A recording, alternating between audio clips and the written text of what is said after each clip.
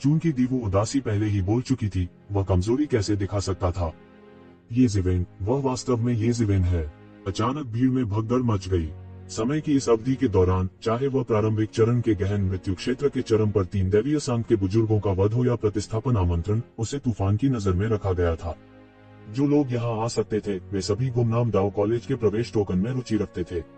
वे उसका नाम कैसे नहीं सुन सकते थे। कोई आश्चर्य नहीं कि दीवू दिल भी उसके बारे में इतना सोचते हैं। सभी को बोध का आभास हुआ, वह ये जिवेन है। मुझे नहीं लगता कि वह इतना महान है। बेनाम दाओ कॉलेज के लोगों ने उन्हें एक प्रतिस्थापन निमंत्रण क्यों दिया? क्या वह गुमनाम दाओ कॉलेज के एक बुजुर्ग का नाजायज बेटा हो सकता है? किसी ने दुर्भावनापूर्वक अनुमान लगाया। इस समय ये जिवेन के पीछे दुबले पतले बूढ़े आदमी का चेहरा लगातार हिल रहा था। कोई आश्चर्य नहीं कि उसकी आंखें इतनी सटीक थीं। यह अकारण नहीं था। ये जिवेन, वह वास्तव में ये जिवेन है। भले ही वह इसे स्वीकार करने को तैयार न हो, लेकिन उसे यह स्वीकार करना पड़ा कि यह युवक सरल नहीं था। मूल रूप से उसके दिल में अनिच्छा का निशान था, लेकिन इस समय यह केवल हवा में गायब हो सकता था। हालांकि उनकी ताकत बहुत दूर नहीं थी, लेकिन असीम भविष्य वाले इस युवा प्रतिभा की तुलना में उनके जैसे लोग मोमबत्तियों को जलाने से अलग नहीं थे। वे बहुत चमकीले दिखते थे, लेकिन वास्तव में उनके पास जलने के लिए ज्यादा दिन नहीं बचे थे। उनका जिक्र एक ही सांस में नहीं हो सकता था। वह अत्यधिक ईर्ष्यालु था। वह पहले कभी इतना ईर्ष्यालु नहीं हुआ था। यदि वह अभी भी युवा होता, तो शायद उसके पास इन लोगों के साथ प्रतिस्पर्धा करने का दिल होता। हालांकि उनके अनगिनत वर्षों के अनुभव ने उन्हें बताया कि वे अन्य स्थानों पर प्रतिभाशाली हो सकते हैं, लेकिन रहस्यमय दुनिया में, जहां अनगिनत प्रतिभाएं एकत्रित होती हैं, वे कुछ भी नहीं थे। ये जिवेन, मुझे यह नाम याद रहेगा। तुम्हारे बारे में क्या? दीवू उदासी ने दिलचस्पी से पूछा। हुआ मेघान ने धीरे से अपने लाल होंठ खोले और इन 3 शब्दों को उगल दिया। अचानक भीड़ में एक और हलचल मच गई। दुनिया में एक और मशहूर नाम सामने आया था। ये जिवेन जैसे नवधनाढ्य लोगों से अलग था। हुआ मेघान 100 से अधिक वर्षों से प्रसिद्ध था। सेलेस्टियल फीनिक्स मैडन का नाम पहले ही पूरे स्वर्ग और 10,000 दुनिया में फैल चुका था। दिलचस्प, आप दोनों मेरे विरोधी होने के योग्य हैं। मैं मूल रूप से आपके साथ एक अच्छी लड़ाई करना चाहता था, लेकिन अब मैं चरम स्थिति में हूँ। मैं पत्थर की पटिया पर जाऊंगा और अपना नाम छोड़ दूंगा। ये जिवेन, क्या तुम 3 महीने बाद मुझसे लड़ने की हिम्मत करती हो? ये जिवेन ने ये जिवेन की ओर देखा। दीवू उदासी ने कहा। हालांकि वह भी ये जिवेन के साथ तुरंत लड़ना चाहता था। वह वर्तमान में प्रारंभिक गहन मृत्यु के चरम पर था। क्षेत्र, उनकी हालत चरम पर कही जा सकती है। अगर वह इंटरमीडिएट प्रोफाउंड डेथ रियल्म तक पहुंचने तक इंतजार करता है, तो उसके पास नवागंतुक के स्टोन टैबलेट में प्रवेश करने की योग्यता भी नहीं हो सकती है। मैं हिम्मत क्यों नहीं करूंगा? यीश्वर ने जवाब दिया। उसने महसूस किया जैसे उसका पूरा शरीर इस तरह की लड़ाई को देखकर उत्तेजना से उबल रहा था। फिर रुको और देखो, अब से 3 महीने बाद मैं तुमसे यहाँ लड़ूंगा।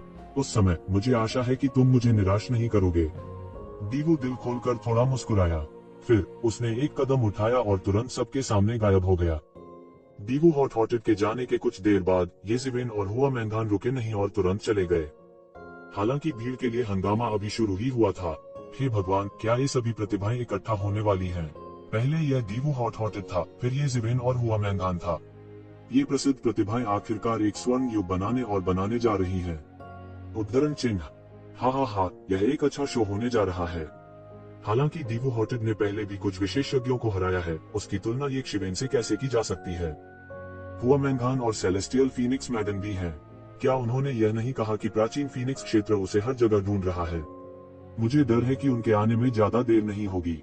जब वह समय आएगा, तो मैं डर है कि यह एक और लड़ाई होगी। चलो हुआ मेघान के बारे में बात नहीं करते हैं। यह कहना मुश्किल है कि प्राचीन फीनिक्स दायरे का हुआ मेघान से निपटने का इरादा है या नहीं। हालांकि ईश्वरीय संघ ये जिवेन को टुकड़े टुकड़े करने के लिए और इंतजार नहीं कर सकता।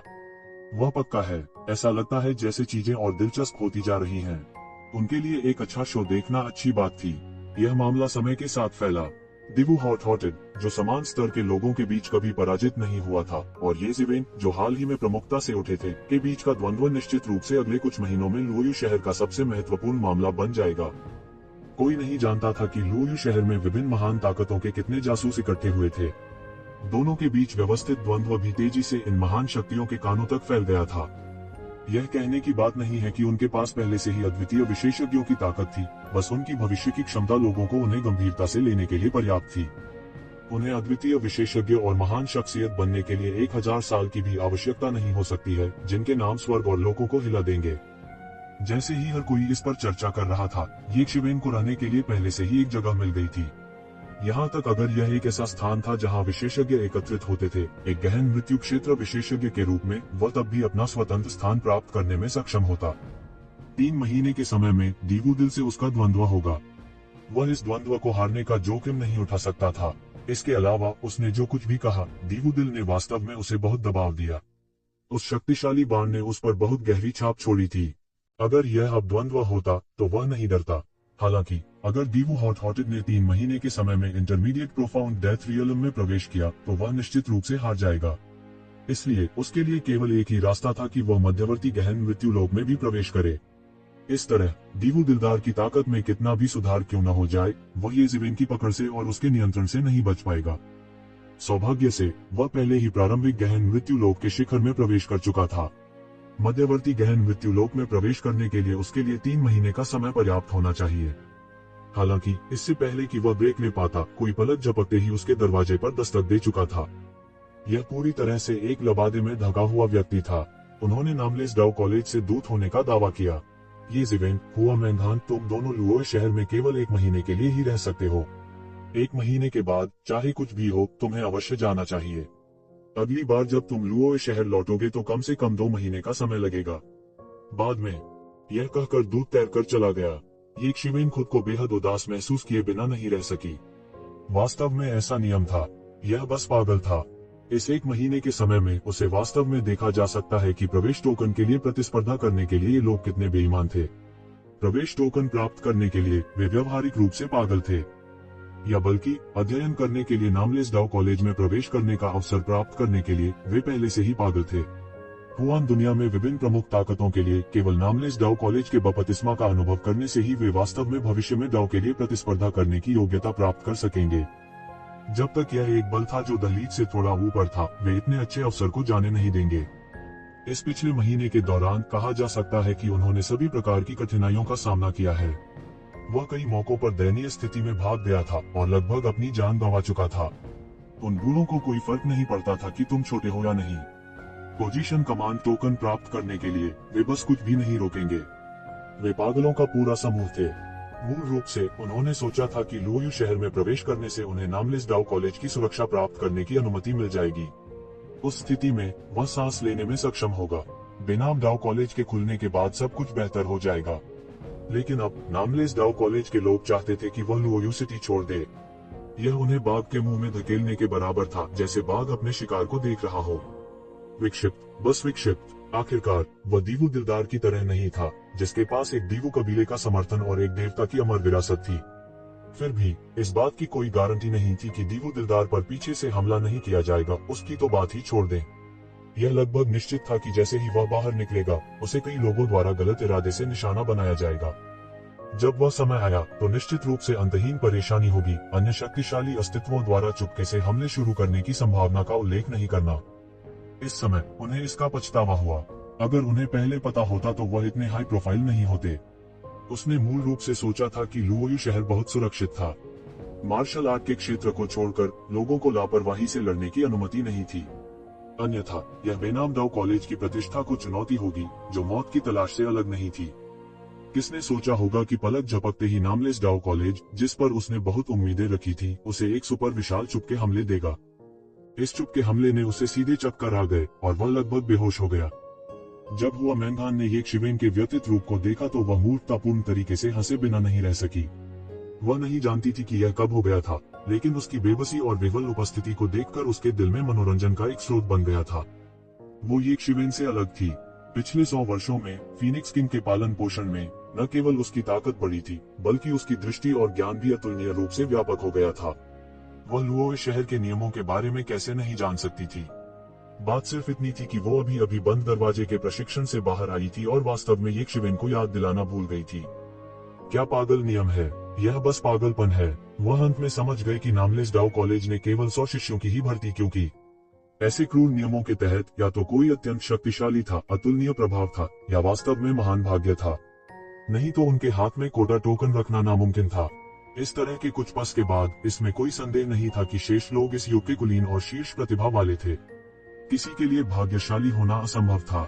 वे सभी ऐसे लोग थे जिन्होंने एक निश्चित पहलू में उत्कृष्ट प्रदर्शन किया था, और जो लोग इस युग में सबसे आगे चल रहे थे वे फीनिक्स पंख और किलिंग सीन की तरह दुर्लभ थे। हालांकि इससे पहले कि वह चुपके से हमला किए जाने के अवसाद से उबर पाता, मुसीबत उसकी तलाश में आ चुकी थी। ये जिवेन को अभी तक नामलेस डाउ कॉलेज से चुपके से किए गए हमले को बचाना था। इस समय मुसीबत पहले ही आ चुकी थी। बहुत से लोग ये जिवेन की ताकत और प्रतिष्ठा से चकित थे। हालांकि इसका मतलब यह नहीं था कि हर कोई एक जैसा सोचता था। बहुतों की नजर में ये जिवेन, जिसके पास मजबूत समर्थन नहीं था, एक धक्का देने वाला था। एक प्रारंभिक चरण की गहन मृत्यु अवस्था की ताकत इतनी मजबूत नहीं थी कि उन्हें आशंकित महसूस करा सके। बूम! एक अतुलनीय भयानक प्रभावशाली आभा तुरंत नीचे गिर गई और उस आंगन को पूरी तरह से घेर लिया जहां ये जिवेन खड़ी थी। वहां कौन है? इतने गंभीर उकसावे के सामने ये शिवेन के लिए प्रतिक्रिया न करना असंभव था। तुरंत उसके शरीर पर प्रभावशाली आभा ने लगभग सहज रूप से प्रतिक्रिया की। एक तेज ब्लेड की तरह यह तुरंत भव्य आभा के माध्यम से टूट गया और आकाश में उड़ गया। हुआ मैंगान ने भी तुरंत प्रतिक्रिया दी। उसके शरीर पर अतुलनीय रूप से शक्तिशाली नानमिंगली आग एक पल में बढ़ गई, जिससे आसपास का तापमान बढ़ गया। अगर यह बात न होती कि उन दोनों को पता होता कि यहाँ कोई भी बेनाम डाव कॉलेज की गरिमा को चुनौती देने की हिम्मत नहीं करेगा, तो वे मौके पर ही जवाबी कार्रवाई कर देते। वह व्यक्ति जो नामलेस डाउ कॉलेज में आया था, उसने अपनी आभा का उपयोग एक रास्ता खोलने और उन्हें घेरने के लिए किया था। यह अब एक साधारण उत्तेजना नहीं थी। जैसे ही उन दोनों ने बोलना समाप्त किया, एक आकृति सीधे नीचे तैरती हुई आई। यह काले लबादे में एक बूढ़ा आदमी था। हालांकि वह थोड़ा बूढ़ा दिख रहा था, उसकी आंखों में जोश और दबंगई भरी हुई थी। एक युवक की आंखों की तुलना में वे और भी तेज और अधिक खतरनाक थीं। ये जिवेन की पुतलियां अचानक सिकुड़ गईं जब उसने इस बूढ़े व्यक्ति के कंधे पर प्रतीक चिन्ह देखा। वह स्वर्ग बंजर भूमि महल से था। अगर ऐसी कुछ ताकतें थीं जिन्हें उन्होंने गहन दुनिया में नाराज किया था, तो ईश्वरीय गठबंधन निस्संदेह पहले स्थान पर होगा। उन्होंने डिवाइन एलायंस के कुछ गहन मृत्यु क्षेत्र के विशेषज्ञों और दर्जनों गहन जीवन क्षेत्र के विशेषज्ञों को मार डाला था। यह दैवीय गठबंधन के दिलों में दर्द पैदा करने के लिए काफी था। यह आश्चर्य की बात नहीं थी कि ईश्वरीय संघ उसे टुकड़ों में फाड़ना चाहता था।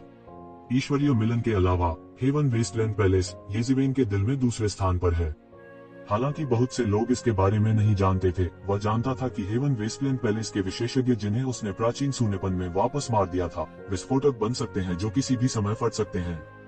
उस समय वह इस बारे में बहुत स्पष्ट नहीं था कि स्वर्ग का उजाड़ हॉल कितना शक्तिशाली था। यह कहा जाना चाहिए कि उस स्तर तक पहुंचने के बाद उनके पास कोई रास्ता नहीं था। यदि उसने उन सभी को नहीं मारा, तो वे पूरी मानव जाति को नष्ट कर देंगे। उसके पास और कोई चारा नहीं था। हालांकि उन्हें भी इस मामले की जानकारी थी। वह इसे कुछ समय के लिए छिपा सकता था, लेकिन वह इसे हमेशा के लिए नहीं छिपा सकता था। बहुत से गहन जीवन स्तरीय विशेषज्ञ मर गए थे, और वे हेवन टियर मार्शल कलाकार नहीं थे। हर साल वे विभिन्न दुनिया में मर सकते थे। उस स्तर के किसी भी विशेषज्ञ की मौत कुछ ऐसी थी जिसकी ये शक्तियां निश्चित रूप से जांच करेंगी। हार मानना लिए संभव नहीं था। उस समय बहुत सारे गवाह थे, इसलिए सबके मुंह बंद करना उसके लिए असंभव था। दूसरे शब्दों में, उसके उजागर होने से पहले की बात थी। इसलिए भले ही स्वर्ग के उजाड़ हॉल ने उसे गहन दुनिया में निशाना नहीं बनाया, फिर भी वह उन्हें अपना नंबर 2 दुश्मन मानता था। बात बस इतनी थी कि उसने इसे अपने चेहरे पर कभी जाहिर नहीं किया था।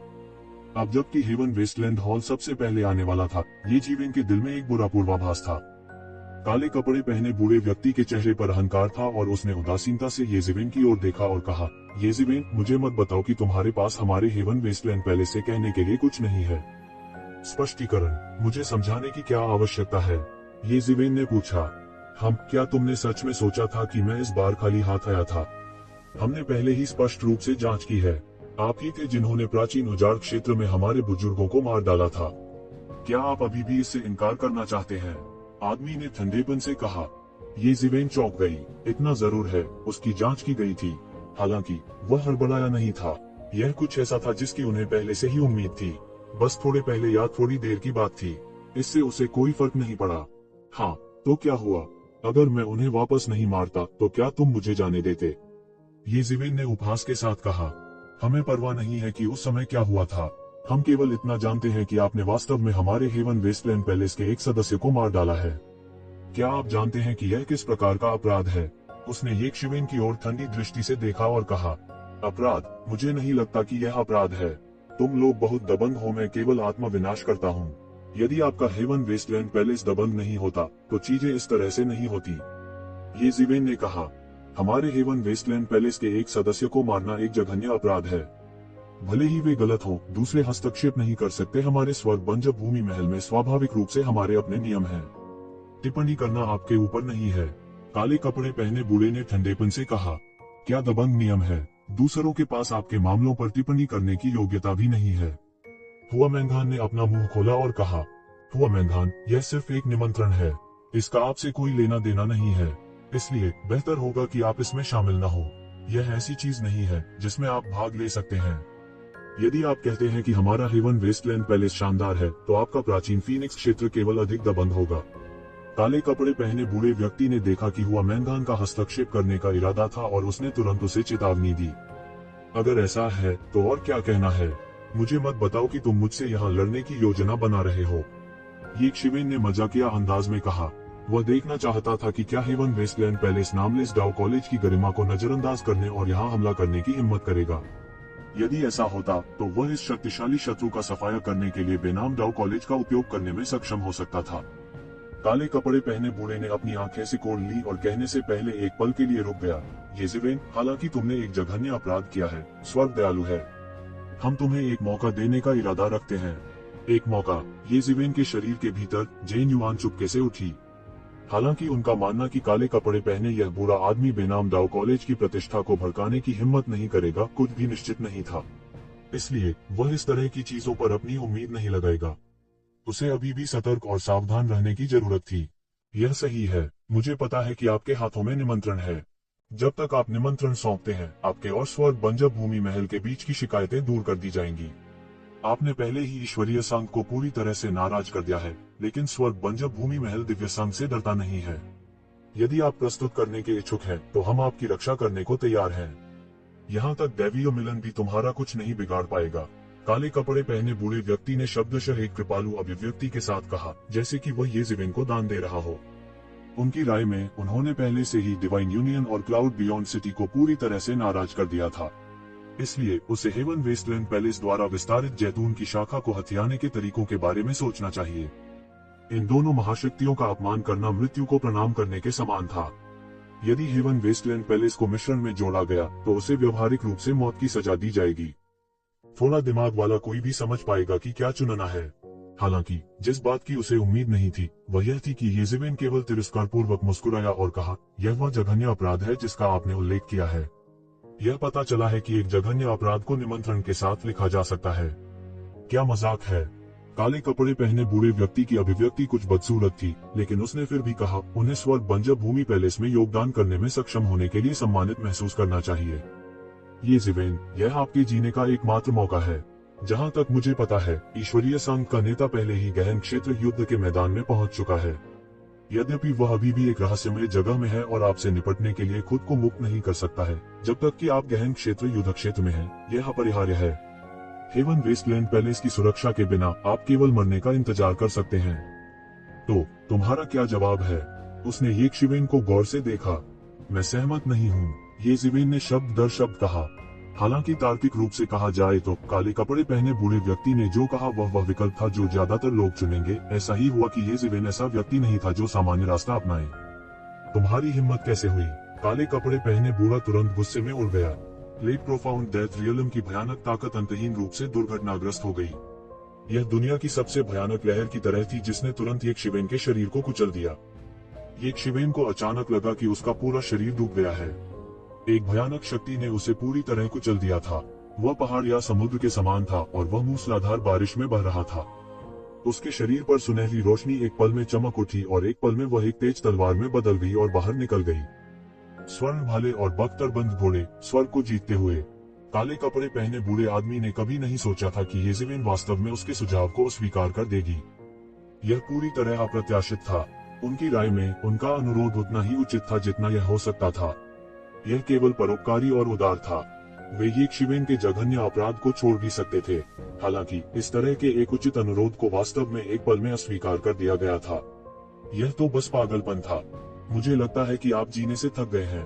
काले कपड़े पहने बूढ़ा एक जानलेवा आभा से भर गया था। उसके क्रोध के मारे उसके कपड़े फड़फड़ाए और फड़फड़ाए। क्या आपको लगता है कि नामलेस डाउ अकादमी आपकी रक्षा कर सकती है? जब महीना पूरा हो जाएगा तो आपको मूनफॉल सिटी से बाहर कर दिया जाएगा। उस समय अनगिनत लोग आपके हमारे पास आने की प्रतीक्षा कर रहे होंगे। हमारी दयालुता को अस्वीकार करने की आपकी हिम्मत कैसे हुई? तुम्हारा दिमाग खराब हो गया होगा। दयालुता, क्या आपको लगता है कि यह दयालुता है? मुझे इस तरह की दया नहीं चाहिए। ये ज़िवेन मंद मंद मुस्कुराए, उसके मुंह के कोने पर तिरस्कार का संकेत था। मैं देखना चाहता हूँ कि उनके पास कितने जीवन है। ये ज़िवेन की आंखें तेज हो गईं और उनकी अभिव्यक्ति और भी ठंडी हो गई। काले कपड़े पहने बूढ़े आदमी की आभा ये ज़िवेन को दबाने में असमर्थ थी। उल्टे वह विरोध करता रहा। तुम में दम है। मैं देखूंगा कि तुम 1 महीने में कैसे मरते हो। बूढ़े की आंखें आश्चर्य से भर गईं। अंत में उसने शहर में कदम रखने की हिम्मत नहीं की। हालांकि उसकी हत्या का इरादा पहले से ही निर्धारित किया गया था। उसने पहले ही एक ज़िवेन को मौत की सजा सुनाई थी। ये ज़िवेन को मरना ही होगा। तुम में दम है। मैं देखूंगा कि तुम 1 महीने में कैसे मरते हो। काले कपड़े पहने बूढ़े ने इन कठोर शब्दों को छोड़ने के बाद और कुछ भी कहने की जहमत नहीं उठाई। उसने अपनी आस्तीनें झाड़ ली और चला गया।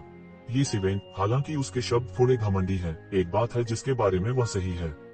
ईश्वरीय संघ वर्तमान में आपसे निपटने में असमर्थ है, लेकिन इसका मतलब यह नहीं है कि उनके पास ऐसा करने की क्षमता नहीं है। मुझे डर है कि यदि आपके पास हेवन वेस्टलैंड पैलेस की सुरक्षा नहीं है तो आपको जल्द ही ईश्वरीय संघ के तीव्र प्रतिशोध का सामना करना पड़ेगा। हुआमैंगान ने कहा। उनके पास कोई अच्छा इरादा नहीं है। ये ज़िवेन ने अपनी आंखें सिकोड़ ली और कहा, वे भरोसेमंद नहीं हैं। इसके अलावा वे किसी ऐसे व्यक्ति के साथ विश्वासघात करने को तैयार हैं, जिसने सिर्फ एक निमंत्रण के लिए इतने सालों तक उनके लिए अपनी जान जोखिम में डाली है। अगर एक दिन दैवीय संघ इसे वहन कर सकता है, तो मुझे डर है कि वे इनाम के बदले में व्यक्तिगत रूप से मेरा सिर काट देंगे। ये ज़िवेन समझ गई। हेवन वेस्टलैंड पैलेस के लोगों के व्यवहार ने उन्हें और भी अधिक निराश कर दिया। उनकी राय में शायद यह निमंत्रण वापस करने की बात थी। हालांकि उनकी राय में यह अतुलनीय रूप से कड़वा निराशाजनक था। उन उच्चाधिकारियों की दृष्टि में वह शायद शतरंज का मोहरा मात्र था, एक शतरंज का टुकड़ा जिसे कभी भी छोड़ा जा सकता है। जिन लोगों ने इतने वर्षों तक उनका अनुसरण किया था, उन्हें केवल एक तुच्छ निमंत्रण के लिए छोड़ दिया जा सकता था, उसकी तो बात ही छोड़िए। हालांकि उन्होंने यह भी समझा कि एक तुच्छ निमंत्रण उन लोगों के लिए अपनी किस्मत बदलने का एक अवसर था। शायद यह उनके लिए इस जीवन काल में अपने डीओ को साबित करने का एकमात्र अवसर था। वे पहले से ही गहन क्षेत्र में साधना कर चुके थे और पौराणिक ताओ पुष्टि से केवल एक कदम दूर थे।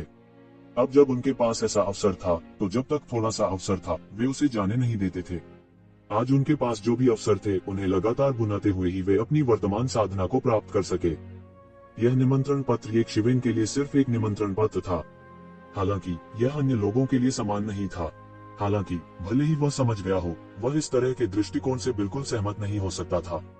इसके अलावा वह व्यक्ति जिसे अगली बार छोड़ दिया जा सकता है, वह होगा। निश्चित रूप से उसके कोई अच्छे इरादे नहीं हैं। हालांकि इस बात की पूरी संभावना है कि 1 महीने के अंदर जब हम शहर छोड़ेंगे तो सबसे पहले उनका सामना होगा। हुआमैंगान ने कहा। वह इन बड़ी ताकतों की शैली से बहुत परिचित थी। ये ज़िवेन ने सिर हिलाया। यह वैसा ही था जैसा उसने अनुमान लगाया था। वे अपने लक्ष्य को प्राप्त किए बिना कैसे हार मानने को तैयार हो सकते हैं। जब हम निकलेंगे, हम आश्चर्यजनक हमलों की एक सतत धारा का सामना करेंगे। हुआमैंगान के चेहरे पर भी चिंता के दुर्लभ भाव थे। अपने आत्मविश्वास के साथ भी वह इस बात की गारंटी नहीं दे सकती थी कि वह आने वाले अनगिनत हमलों का सामना कर पाएगी। यह नामलेस डाउ कॉलेज का सबसे भयानक परीक्षण था। उन्हें व्यक्तिगत रूप से कार्रवाई करने की कोई आवश्यकता नहीं थी। बस एक साधारण सा नियम एक चेहरे को सबसे भयानक परीक्षण बनाने के लिए पर्याप्त था। इस नियम से न जाने कितने लोग बेहोश हो गए थे। प्राचीन काल से ही अनगिनत प्रतिभाएं इस नियम की गिरफ्त में आ चुकी थी। जब तक वह हार मानने को तैयार नहीं होता, यह लगभग अपरिहार्य था कि उसे एक अंतहीन खोज का सामना करना पड़ेगा। तुम 1 महीने के बाद मुझसे अलग हो जाओगे। जब तक फीनिक्स किंग अपना मुंह नहीं खोलेगा, तब तक वे तुम्हें मारने की हिम्मत नहीं करेंगे। इसलिए अगर तुम अकेले हो तो किसी को भी तुम्हारे लिए मुश्किल नहीं करना चाहिए। तो ज़िवेन ने कहा, नहीं, मैं तुम्हें इस समय अकेला कैसे छोड़ सकता हूँ। हुआमैंगान ने तुरंत कहा, यह सबसे अच्छा होगा। आप जानते हैं कि समय आने पर किस तरह के अस्तित्व हमला करेंगे। यदि आप यहाँ कुछ महीने और रहेंगे तो भी आप ज्यादा मदद नहीं कर पाएंगे। ये ज़िवेन के शब्द उसके दिल में एक तेज चाकू की तरह चुभ रहे थे। हालांकि वह यह भी समझ गई थी कि ये ज़िवेन केवल कोशिश करने के लिए कह रही थी। हालांकि उनकी ताकत को युवा पीढ़ी के बीच शीर्ष पायदान पर माना जाता था, फिर भी उनके और उन विशेषज्ञों के बीच एक बड़ा अंतर था जो देर से गहन मृत्यु अवस्था या यहाँ तक कि चरम गहन मृत्यु अवस्था में थे। चिंता मत करो, ये ज़िवेन ने उसके गोरे चेहरे को सहलाया और मुस्कुराए। मेरी गति के साथ जब तक मैं सावधान हूँ, देर से आने वाली गहन मृत्यु अवस्था के विशेषज्ञ भी मुझे घेर नहीं पाएंगे। जब तक मैं मौके पर गिर नहीं जाता, यह मेरे लिए कोई समस्या नहीं होगी सकुशल बचने के लिए। इसके अलावा मैं इसे 1 महीने में सफलता हासिल करने के लिए अपनी पूरी ताकत लगाऊंगा। जब तक मैं मध्य गहन मृत्यु अवस्था तक पहुंचता हूं, तब तक मैं सीधे टकराव में भी सकुशल बच निकलने में सक्षम हो जाऊंगा। कोई बड़ी समस्या नहीं होगी। वे अभी भी मुझे मारने में समर्थ होने से बहुत दूर है। हाँ, हुआ मैदान ने धीरे से पुकारा और वह उसके आलिंगन में आ गई। वे केवल थोड़े समय के लिए साथ रहे थे और अब उन्हें फिर से अलग होना पड़ा। भले ही इस बार ज्यादा समय न हो, फिर भी वह उससे अलग होने के लिए अनिच्छुक थी। अपने आप को मजबूर मत करो। अपना ख्याल रखना सबसे महत्वपूर्ण बात है। भले ही वह जानता था कि उनमें से हर एक ने पहाड़ों और रक्त के समुद्र का अनुभव किया था और अपना रास्ता मार डाला था, जब यह खुद पर आया तब भी वह अपनी चिंता से भ्रमित था। तर्कसंगतता अब महत्वपूर्ण नहीं थी। चिंता मत करो, तुम्हारा आदमी अभी भी काफी मजबूत है। वे लोग जो मेरी जान चाहते हैं वे इसके बारे में भूल सकते हैं यदि वे खेतों को तैरती लाशों से भरने की तैयारी नहीं करते हैं। ये ज़िवेन ठंडी हंसी हंसी। अगर वे मारना चाहते थे तो वे तब तक मारेंगे जब तक कि खून नदी की तरह न बह जाए। यदि वे मारना चाहते थे तो वे तब तक मारेंगे जब तक कि आकाश और पृथ्वी पर अंधेरा न छा जाए। इसलिए अब सबसे महत्वपूर्ण बात मिड प्रोफाउंड डेथ स्टेज में कदम रखना है। जब तक मैं मिड प्रोफाउंड डेथ स्टेज में कदम रखता हूँ, मेरे पास कम से कम खुद को बचाने की क्षमता होगी। ये ज़िवेन ने अपनी आंखें सिकोड़ ली और कहा, मिड प्रोफाउंड डेथ स्टेज में कदम रखने के बाद उसकी ताकत में विस्फोटक वृद्धि होगी। स्वाभाविक रूप से यह असाधारण होगा और उसकी सफलता की संभावना बहुत अधिक होगी। आप यह कर सकते हैं। हुआ मेघान ने फटकार लगाए। हालांकि उसने अपना सिर ये ज़िवेन की छाती से चिपका दिया और लंबे समय तक दूर जाने को तैयार नहीं थी। यह खबर तेजी से फैली थी कि स्वर्ग उजाड़ महल को ये ज़िवेन की तरफ से करारी हार का सामना करना पड़ा था। ये ज़िवेन के प्रवेश करने के बाद सब कुछ शांत होने का कारण था और स्वर्ग के उजाड़ महल के लोगों के अलावा कोई भी वास्तव में उसके साथ परेशानी का पता लगाने के लिए नहीं आया था, क्योंकि बड़े पैमाने पर स्वर्ग के उजाड़ महल के लोगों ने बात की थी। ये ज़िवेन के आने से पहले ही स्वर्ग उजाड़ महल के लोगों ने पहले ही यह बात फैला दी थी कि ये ज़िवेन ने पहले ही उन्हें बुक कर लिया था। इसलिए ये ज़िवेन की पहचान उजागर होने के बाद भले ही कई ताकतों के विचार समान थे, उन्होंने कार्रवाई नहीं की। आखिरकार बहुत से लोग सिर्फ एक निमंत्रण के लिए स्वर्ग उजाड़ महल के साथ मौत से लड़ने के लिए तैयार नहीं थे। हालांकि कोटा महत्वपूर्ण था, यह सिर्फ इस कोटा के लिए स्वर्ग उजाड़ महल के साथ युद्ध शुरू करने की सीमा तक नहीं था। काले कपड़े पहने बूढ़े आदमी की तरह सभी को लगा कि एक शिवेन के पास मना करने का कोई कारण नहीं था। उन्होंने पहले ही दिव्य संघ के लोगों को नाराज कर दिया था। वह अभी भी स्वर्ग के उजाड़ महल की जैतून की शाखा को कैसे मना कर सकता है। हालांकि इस नेक इरादे के लिए उसे एक बड़ी कीमत चुकानी होगी और भविष्य के किसी भी संभावित दाव सत्यापन पद को काट देना होगा।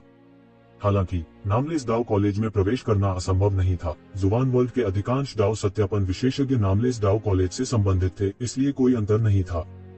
फिर भी यह युद्ध में मरने से बेहतर था। फिर भी उसने फिर भी मना कर दिया और इतने सीधे तरीके से, बिना इस पर विचार किए। यह बस सभी की अपेक्षाओं से परे था। क्या तुमने सुना? ये ज़िवेन ने वास्तव में स्वर्ग के उजाड़ महल के अच्छे इरादों को नकार दिया। ऐसा कहा जाता है कि एल्डर हुआनटिंग का चेहरा गुस्से से विकृत हो गया था। हाँ, अफवाहों के बारे में बात मत करो। मैंने इसे अपनी आंखों से देखा। वह वास्तव में इतना गुस्से में था कि उसका चेहरा हरा हो गया। मुझे लगता है कि उसे उम्मीद नहीं थी कि ये ज़िवेन वास्तव में मना कर देगी। हालांकि ये ज़िवेन वास्तव में अहंकारी है। उसने पहले ही ईश्वरीय संघ को नाराज कर दिया है और कहा जाता है कि उसका क्लाउड सिटी के साथ संघर्ष है, लेकिन उसके पास अभी भी स्वर्ग के उजाड़ महल को मना करने की हिम्मत है। कौन जानता है, शायद यह इसलिए है क्योंकि वह बहादुर और निडर है कि वह इसे इतनी दूर करने में सक्षम था। कोई बात नहीं, यह उनकी मृत्यु से पहले का सबसे अधिक संघर्ष है। एक बार 1 महीना बीत जाने के बाद यह उनकी मृत्यु का समय होगा। स्वर्ग के उजाड़ हॉल के एल्डर हुआनटिंग को इस हद तक क्रोधित करने में सक्षम होने के लिए वह कर सकते हैं, एक तरह का माना जाता है। यह सिर्फ स्वर्ग उजाड़ महल नहीं है, उनके निमंत्रण पर 1 या 2 से अधिक लोग नजर गड़ाए हुए हैं। स्वर्ग उजाड़ महल की सुरक्षा के बिना क्या वह सोचता है कि वह अभी भी जीवित रह सकता है? बेवकूफ। हालांकि यह स्वर्ग के उजाड़ महल को सौंपने के नुकसान की तरह लगता है, फिर भी यह अपनी जान गंवाने से बेहतर है। उद्धरण चिन्ह। ये ज़िवेन के मना करने की सटीक खबर मिलने के बाद सभी प्रमुख बलों ने तुरंत कार्रवाई की। नामलेस दाव कॉलेज में केवल 100 निमंत्रण थे, लेकिन 1 या 2 से अधिक बल और व्यक्ति थे जो उन्हें प्राप्त करना चाहते थे। कोई भी निमंत्रण युद्ध का कारण बन सकता है और यही नामलेस दाव कॉलेज का असली उद्देश्य था। हालांकि जैसे ही वे आगे बढ़ने वाले थे, स्वर्ग उजाड़ महल, जिसे ये ज़िवेन द्वारा बेरहमी से अपमानित किया गया था, ने अचानक घोषणा की कि किसी को भी इस मामले में हस्तक्षेप करने की अनुमति नहीं है। यहाँ तक अगर यिक्शिवेन को मरना भी था तो उसे उनके हाथों मरना था। विशेष रूप से एल्डर हुआनटी गुस्से में आ गए। उसे अपने दिल में नफरत को शांत करने के लिए यिक्शिवेन को अपने हाथों से मारना पड़ा। हर कोई समझ गया कि स्वर्ग के उजाड़ महल का एक उल्टा मकसद था। ये ज़िवेन के साथ व्यवहार गौण था और वास्तविक कारण शायद यह था कि वे निमंत्रण प्राप्त करने के लिए दृढ़ थे। हालांकि स्वर्ग उजाड़ महल का सामना करना, जिसने पहले ही एक हत्या का आदेश जारी कर दिया था, कोई भी उनके खिलाफ नहीं जाना चाहता था। हालांकि इसका मतलब यह नहीं था कि वे इसे जाने देंगे। वे बस और गहरे छिप गए। पूरा लुओयू शहर अंतर्धाराओं से उमड़ रहा था। बढ़ती अंतर्धाराओं के बीच दिन ब दिन समय बीतता गया। पलक झपकते ही एक महीना बीत गया। जहां कुछ लोग इसका इंतजार कर रहे थे, वहीं यह महीना पलक झपकते ही बीत गया। कई आम लोगों के दिलों में ऐसा लग रहा था कि वे यिक्शिवेन के बारे में भूल गए हैं। ऐसा इसलिए था क्योंकि इस महीने में यह कहा जा सकता था कि लुओयू शहर में कई बड़ी और छोटी चीजें हो रही थी। डिवोशन पत्थर की पटिया पर अपना नाम उकेरने वाले पहले व्यक्ति थे और उनका नाम कुछ समय के लिए प्रसिद्ध हो गया। हालांकि वह केवल एक कदम आगे था। कुछ ही समय बाद पत्थर की पटिया पर कई अन्य नाम प्रकट हुए। उनमें से हर एक अत्याचारी था और उनके गरजने वाले नामों ने धीरे धीरे लोगों का ध्यान यिक्शिवेन की ओर कम कर दिया। केवल एक चीज जो इससे संबंधित हो सकती थी वह यह थी कि हुआमैंगान ने लगातार हमला किया था। भले ही यिक्शिवेन ने खुद को दूर छिपा लिया था और एकांत में था। उसके विरोधी दीवू दिल वाले नहीं थे, लेकिन वे सभी शानदार प्रतिष्ठा वाले लोग थे। गहन मृत्यु क्षेत्र में विशेषज्ञों की कोई कमी नहीं थी। इस महीने में आकाशीय फीनिक्स मैडन की प्रतिष्ठा आसमान छू गई और उसका नाम हर जगह फैल गया, जिससे लोगों का ध्यान यिक्शिवेन से हट गया। हालांकि जो लोग इसकी प्रतीक्षा कर रहे थे, उनके लिए इस दिन का आगमन केवल कुछ ही समय की बात थी। न जाने कितनी जोड़ी आंखें कसकर उस छोटे से आंगन पर टिकी थीं। कई लोगों के लिए यह कहा जा सकता है कि वे पिछले एक महीने से हर दिन गणना कर रहे थे। हालांकि 4 उपग्रह शहर खोले गए थे, वास्तव में बहुत से लोग नहीं पहुंचे थे। दूसरे शब्दों में, ऐसे बहुत से लोग नहीं थे जिन्होंने पहले ही प्रवेश टोकन प्राप्त कर लिया था, जो अंत में अपना सिर दिखाता था। जब तक उनके पास एक बड़ी ताकत नहीं थी, वे एक बार दिखाने के बाद अनिवार्य रूप से अंतहीन खोज का सामना करेंगे। इन 4 उपग्रह शहरों में बड़ी ताकतों के अनगिनत जासूस थे। जो कोई भी दिखाने की हिम्मत करता है, वह अनिवार्य रूप से अपने पीछा का सामना करेगा जब तक कि टोकन हाथों में न बदल जाए। ज्यादातर लोग इस स्थिति से वाकिफ थे। केवल ये ज़िवेन, जो दूसरी दुनिया से आया हुआ एक देशद्रोही था, इस बारे में कुछ नहीं जानता था और उतावलेपन से बाहर आया था। अगर वे अंदर नहीं आए, तो वे कभी कभी बड़ी ताकतों के कुछ लोगों से मिलेंगे जो उन्हें खोज रहे थे। यह बहुत बार बार नहीं होगा और हमेशा एक रास्ता होगा। हालांकि अगर वे शहर में प्रवेश करते हैं, तो वे लगभग वीडियो के एक पैकेट द्वारा लक्षित होंगे। जीवित रहना आसान नहीं होगा। यह कहा जा सकता है कि हर कदम रोमांचकारी था, इसलिए कई लोगों की नजरों में ये ज़िवेन पहले ही मर चुका था। इसके अलावा जिन लोगों को उसने नाराज किया था, वे सामान्य लोग नहीं थे। हेवन वेस्टलैंड पैलेस की विशाल शक्ति किसी को भी चकमा देने के लिए काफी थी। यह ऐसा था जैसे उसे पहले ही मौत की सजा सुनाई जा चुकी थी। हालांकि वह भेड़ियों के झुंड द्वारा लक्षित नहीं होगा, क्योंकि हेवन वेस्टलैंड पैलेस ने एक बयान जारी किया था। यह बेकार था, क्योंकि हेवन वेस्टलैंड पैलेस एक भयंकर बाग था जो भेड़ियों के किसी भी झुंड से कहीं अधिक भयानक था। सबकी निगाहें छोटे से आंगन पर टिकी थीं। हर कोई जानता था कि यिक्शिवेन कुछ दिनों में बंद कमरे में प्रशिक्षण से बाहर आ जाएगी। इसमें और देरी करना असंभव था और नामलेस डाओ कॉलेज उसे नामलेस डाओ कॉलेज के नियमों को तोड़ने की अनुमति नहीं देगा। हालांकि नियम बहुत क्रूर थे, जैसे जहरीले कीड़े पालना, इन शीर्ष अभिजात वर्ग को आम लोगों की नजरों में खड़ा करने के लिए हजारों लड़ाइयों का अनुभव कराना। बहुत से लोगों को यह अजीब नहीं लगा। हालांकि कई लोगों को यह अजीब नहीं लगा। नामलेस डाओ कॉलेज के विपरीत सामान्य गुटों ने केवल सामान्य विशेषज्ञों का पोषण किया, जो ऐसे विशेषज्ञों का पोषण करते थे जो अपने दाव को साबित कर सकते थे।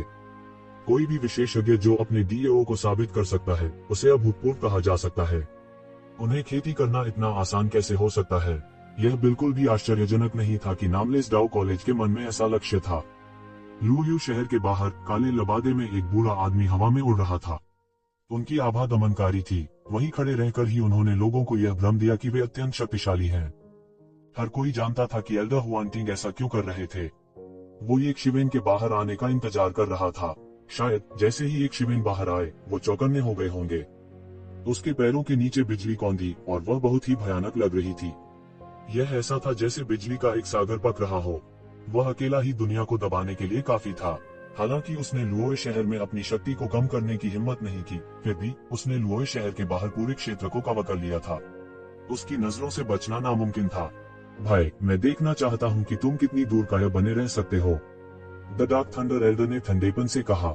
उसकी आवाज तेज और स्पष्ट थी और यह जैन युआन के माध्यम से पूरे फॉलन मून सिटी में फैल गई। सभी ने इसे सुना और वे जानते थे कि एल्डर जुवानटीन का निशाना कोई और नहीं बल्कि ये ज़िवेन थी। चूंकि तुम एक टोस्ट को पीने के लिए मजबूर होने के लिए मना करते हो, तो अपनी जान दे दो। बचने के बारे में सोचो भी मत, तुम मेरे हाथों से बच नहीं सकते। द डार्क थंडर एल्डर जारी रहा। वह जानता था कि एक शिवेन जो अंदर थी निश्चित रूप से उसे सुन सकती थी। वो एक शिवेन के दिमाग को भी परेशान कर रहा था। मुझे डर है कि हेवन वेस्टलैंड पैलेस इस बार गंभीर है। क्या अफसोस है कि ये ज़िवेन हेवन वेस्टलैंड पैलेस के हाथों मर जाएगा। हमारे पास बस एक मौका नहीं होगा। मुझे डर है कि यह स्लॉट भी होगा स्वर्ग बन जब भूमि महल के हाथों में गिर जाओ। हाँ, हेवन वेस्टलैंड पैलेस जीतने के लिए दृढ़ है। क्या अफसोस है। हालांकि ये ज़िवेन वास्तव में बोल्ड है। क्या वह वास्तव में नहीं जानता कि आकाश कितना ऊंचा है।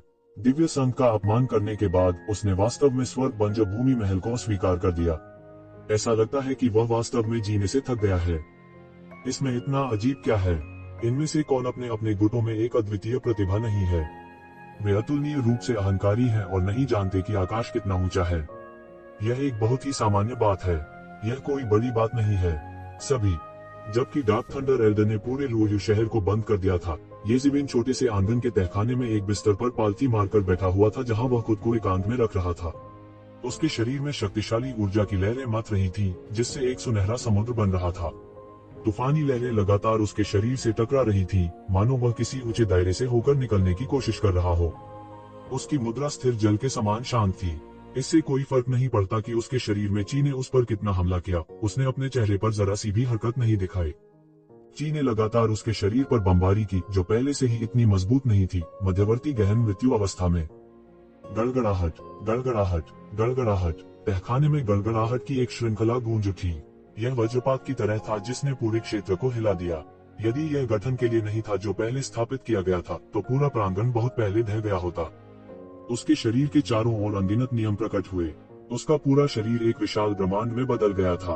उनके शरीर के भीतर निरीक्षण शास्त्र लगातार घूम रहा था।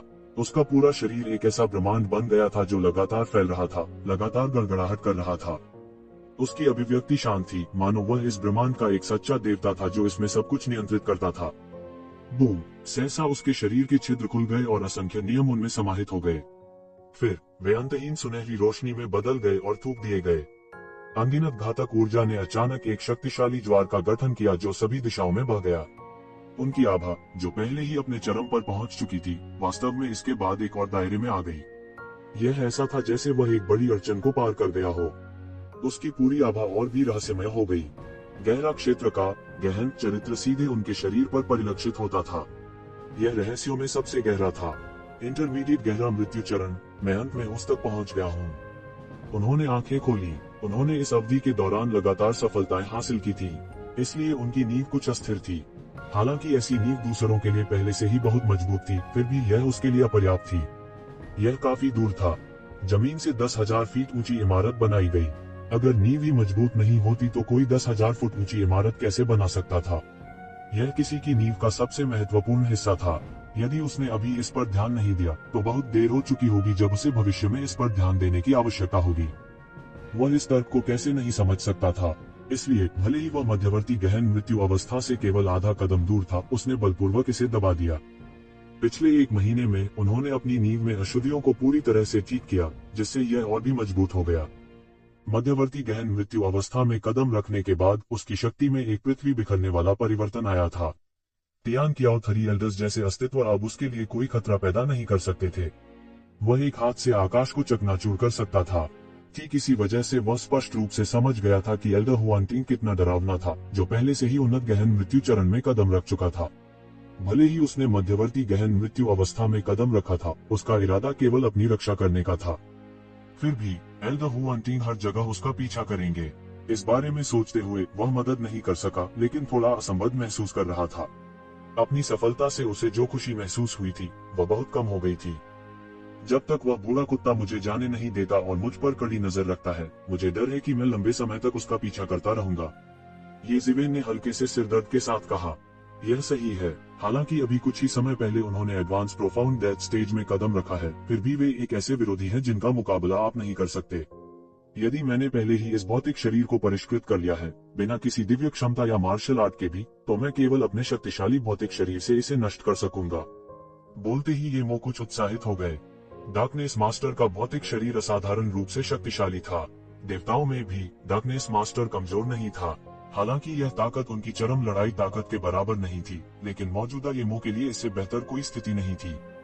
येज़िवेन भी इस बारे में बहुत स्पष्ट थी।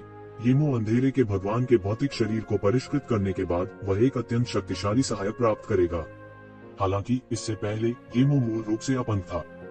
वो येशिवेन की बिल्कुल भी मदद नहीं कर सकता था, इसलिए येशिवेन केवल इसे सहन कर सकती थी। एक बार जब येमो ने डार्कनेस मास्टर के भौतिक शरीर को परिष्कृत किया, तो वह ईश्वरीय संघ के नेता से भी नहीं डरेंगे। दिव्य संघ के नेता को केवल एक पौराणिक प्राणी के रूप में जाना जाता था। आखिरकार उन्हें अभी भी अपने डीओ को साबित करना बाकी था। द डार्कनेस मास्टर उन विशेषज्ञों में से एक विशेषज्ञ थे जिन्होंने अपने डीओ को सिद्ध किया था। भले ही वह गिर गया हो और अपनी प्रतीकात्मक शक्तियों को खो दिया हो, फिर भी उसकी ताकत असाधारण होगी। हालांकि आपके पास कुछ ऐसा है जो उससे निपट सकता है, येमो ने अचानक कहा। क्या है वह? येज़िवेन ने पूछा। यह घोस्ट हॉट फ्लेम फॉर्मेशन है। हालांकि अब आपके लिए इस फॉर्मेशन को सक्रिय करना थोड़ा मुश्किल है, लेकिन अगर आपने घोस्ट हॉट फ्लेम फॉर्मेशन में महारत हासिल कर ली है, तो भी इसकी पूरी शक्ति को प्राप्त करना आपके लिए बेहद मुश्किल होगा। हालांकि आपके लिए अभी भी थोड़े समय के लिए ऐसा करना संभव है। जुबान कोर के साथ जो आपने अभी प्राप्त किया है, यदि आप 10 मिलियन जुबान कोर जलाने का साहस करते हैं, तो मैं उसे गंभीर रूप से घायल करने में सक्षम हो जाऊंगा। हालांकि उसे मारना संभव नहीं होना चाहिए। आखिरकार वह पहले ही उन्नत गहन मृत्यु अवस्था में कदम रख चुका है और बिजली के मार्ग पर चल रहा है। उसके पास कोई कमजोरी नहीं है कि आप 12 राशि चक्र तामसिक आत्माओं की तरह शोषण कर सकते हैं। निश्चित रूप से भाग जाएगा। तुम उसे समय पर नहीं मार पाओगे। येज़िवेन का दिमाग घूम गया। अगर 10 मिलियन हुआन कोर उसे गंभीर रूप से घायल कर सकते हैं, तो यह लेन देन निस्संदेह दूसरों के लिए नुकसानदेह होगा। 10 मिलियन हुआन कोर को एक खगोलीय संपत्ति कहा जा सकता है। उसने यह राशि प्राप्त करने के लिए युएलाओ की गंभीर चोटों का फायदा उठाया था। एक सामान्य व्यक्ति ने अपने जीवन काल में इतने जुबान कोर नहीं देखे होंगे। हालांकि येज़िवेन एक अनिर्णायक व्यक्ति नहीं थी। चलो यह करते हैं। उसके पास ऐसा करने का साहस था। इसके अलावा उसके हुआन कोर ज्यादातर उसके विस्फोट का परिणाम थे। अपने पिता के खेत को बेचना उनके लिए बहुत दर्दनाक नहीं था। इसके अलावा यह पहली बार नहीं था जब उसने अपने जीवन में इस तरह का विलक्षण कार्य किया था। जब तक यह इसके लायक था, वह कुछ भी करने को तैयार था। फिर भी 1 करोड़ हुआन की गोलियां कोई छोटी राशि नहीं थी। मूल रूप से उसके पास 20 मिलियन जुबान की गोलियां थी। हालांकि मिड प्रोफाउंड डेथ स्टेज तक पहुंचने के लिए उसने 5 मिलियन हुआन गोलियों का इस्तेमाल किया था, जिससे उसके पास केवल 15 मिलियन बचे थे।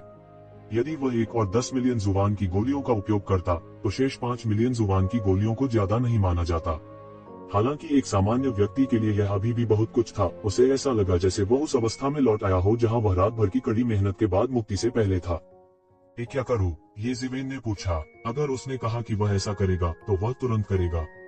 वह एक अभद्र व्यक्ति नहीं था और उसने तुरंत सीधे पूछा, यह बहुत आसान है, बस उसे लुभाएं। उस समय आप सीधे घोस्ट हॉट फ्लेम फॉर्मेशन को सक्रिय कर सकते हैं और उसे मौके पर ही गंभीर रूप से घायल कर सकते हैं। यह अफसोस की बात है कि आप पर्याप्त मजबूत नहीं हैं। अन्यथा सिर्फ घोस्ट हॉट फ्लेम फॉर्मेशन ही उसे पूरी तरह से खत्म करने के लिए पर्याप्त होगा। अगर तुम्हारी ताकत उसकी तुलना में होती, तो उसे मारने में कोई समस्या नहीं होती। येमो ने आह भरते हुए कहा। येज़िवेन का चेहरा थोड़ा हरा हो गया।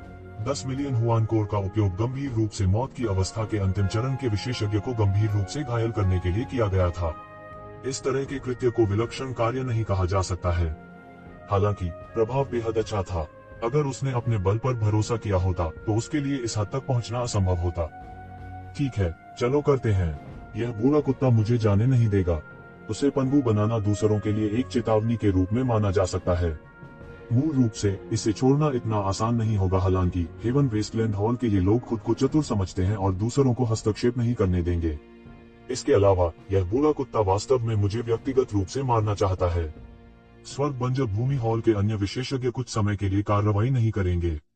यह मेरा सबसे अच्छा मौका है। येज़िवेन ने अपनी आंखें सिकोड़ ली और हत्या के इरादे से सभी दिशाओं में बह निकले। स्वर्ग के उजाड़ महल की दबंग हरकतों ने बार बार उसे पूरी तरह से कुपित कर दिया था। यदि वे उसकी जान लेना चाहते हैं तो उन्हें यह देखना होगा कि क्या वह अपने मांस के कुछ टुकड़ों से काटे जाने को सहन कर सकता है। चूंकि उसने पहले ही अपना निर्णय ले लिया था, ये शिवेन ने संकोच नहीं किया और सीधे बाहर चला गया। इस समय हुआ मैंगान उत्सुकता से बाहर इंतजार कर रही थी। जब उसने उसे बाहर आते देखा तो वह राहत महसूस किए बिना नहीं रह सकी। इस समय ये जिवेन अभी बीच के गहरे मौत के दायरे में आ गई थी। उनकी आभा अभी भी कुछ अस्थिर थी और अभी पूरी तरह से संयमित होना बाकी था। इसलिए हुआ मेघान आसानी से देख सकती थी कि ये जिवेन पहले से ही मध्यवर्ती गहन मृत्यु क्षेत्र में कदम रख चुकी है। आप पहले से ही मध्यवर्ती गहन मृत्यु चरण में कदम रख चुके हैं। यह सर्वश्रेष्ठ के लिए है। आपकी सफलता की संभावना बढ़ गई है, हुआ मेघान ने कहा। उसकी भौहें थोड़ी सी गुंथी हुई थीं और उसकी भौहों के बीच अभी भी कुछ चिंता थी। कोई बात नहीं, दूसरी पार्टी हेवन वेस्टलैंड हॉल की तरह एक विशाल थी और जिसने व्यक्तिगत रूप से कार्रवाई की थी वह एल्डर हुआनटिंग की तरह एक कुख्यात अस्तित्व था। ये जिवेन जैसे बाहरी व्यक्ति के लिए हुआनटिंग बुजुर्ग तैरते बादलों की तरह थे, लेकिन जुबान दुनिया के मूल विशेषज्ञों के लिए उनसे निपटना आसान नहीं था। हालांकि हुआ मैंगान हुआन दुनिया की मूल निवासी नहीं थी, लेकिन वह सैकड़ों वर्षों से हुआन दुनिया में रह रही थी, इसलिए वह ये जिवेन से बहुत अधिक जानती थी।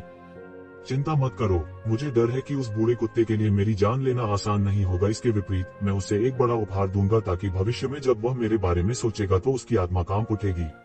ये जिवेन ने अपनी आंखें सिकोड़ ली और जानलेवा इरादे से कहा। हुआ मैंगान को थोड़ी राहत मिली जब उसने देखा कि एक शिवेन इतना आत्मविश्वासी थी। हालांकि उसने इस बारे में अधिक नहीं पूछा कि उसके पास किस प्रकार का ट्रम्प कार्ड है। मेरे बाहर जाने के बाद सभी का ध्यान मेरी ओर आकर्षित होना चाहिए। जब समय आएगा तो आपको बचने का अवसर मिल सकता है। हालांकि आपकी रक्षा के लिए आपके पास फीनिक्स किंग है, यह अवश्यंभावी है कि कुछ अत्यंत साहसी लोग होंगे।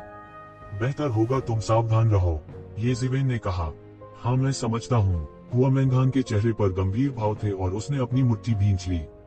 इस बार एक शिवन का शिकार किया जा रहा था, लेकिन वो उसकी मदद के लिए कुछ नहीं कर सकी। इस स्थिति ने उनके दिल और दिमाग को झकझोर कर रख दिया था। वह मजबूत बनना चाहती थी और मजबूत होने का अभूतपूर्व विश्वास उसके दिल में प्रचंड आग की तरह जल रहा था। ये जिवेन ने हुआ मैंगान को अपनी बाहों में लिया और उसके माथे को चूमा। फिर उन्होंने एक बड़ा कदम आगे बढ़ाया। उनकी आकृति सुनहरी रोशनी के गोले में तब्दील हो गई और क्षितिज में गायब हो गई। हुआ मैंगान ने ये जिवेन की गायब होती आकृति को देखा और उसकी मुठ्ठियां भींच लीं। ऐसा लग रहा था जैसे उसने पहले ही एक महत्वपूर्ण निर्णय ले लिया हो। ये शिवेन के जाने की खबर उन मुखबिरों से छिपी नहीं रह सकती थी। इसने तुरंत उन मुखबिरों का ध्यान आकर्षित किया। विशेष रूप से एल्डर जुवानटिंग ने सबसे पहले ये जिवेन की मृत्यु को महसूस किया था। तुम जाना चाहते हो? मैं देखना चाहता हूँ कि तुम कहाँ जाओगे। उनका चेहरा कुछ कैजुअल था। हालांकि वह ये शिवेन से नफरत करता था क्योंकि उसने उसे नीचा दिखाने के लिए मजबूर किया था। उसने ये शिवेन की आंखों में नहीं डाला। यदि वह दिवंगत गहन मृत्यु क्षेत्र के विशेषज्ञ प्रारंभिक गहन मृत्यु क्षेत्र के विशेषज्ञ को एक दुर्जय शत्रु के रूप में मानते हैं, तो ऐसा इसलिए नहीं होगा क्योंकि दूसरा पक्ष बहुत मजबूत था। इसके बजाय यह केवल उसे एक असफल व्यक्ति के रूप में प्रदर्शित करेगा। ये जिवेन का फिगर शून्य में लगातार बदल रहा था। यह ऐसा था जैसे वह हवा में चल रहा हो। वह लगातार पैटर्न बदल रहा था। वह प्रकाश और छाया के समूह की तरह था। वह लगातार शून्य में उड़ रहा था। भयानक दरारें बनाते हुए शून्य में विशाल सोनिक बूम फट गया। ऐसा लगता था कि उसकी गति अपनी सीमा तक पहुंच गई थी। हालांकि उसकी पीठ के पीछे स्टॉर्म विंग्स को फहराया नहीं गया था। दूसरों की दृष्टि में उसकी गति बिजली के समान तेज कही जा सकती है। हालांकि ये शिवेन के लिए उसकी गति अभी तक अपनी सीमा तक नहीं पहुंची थी।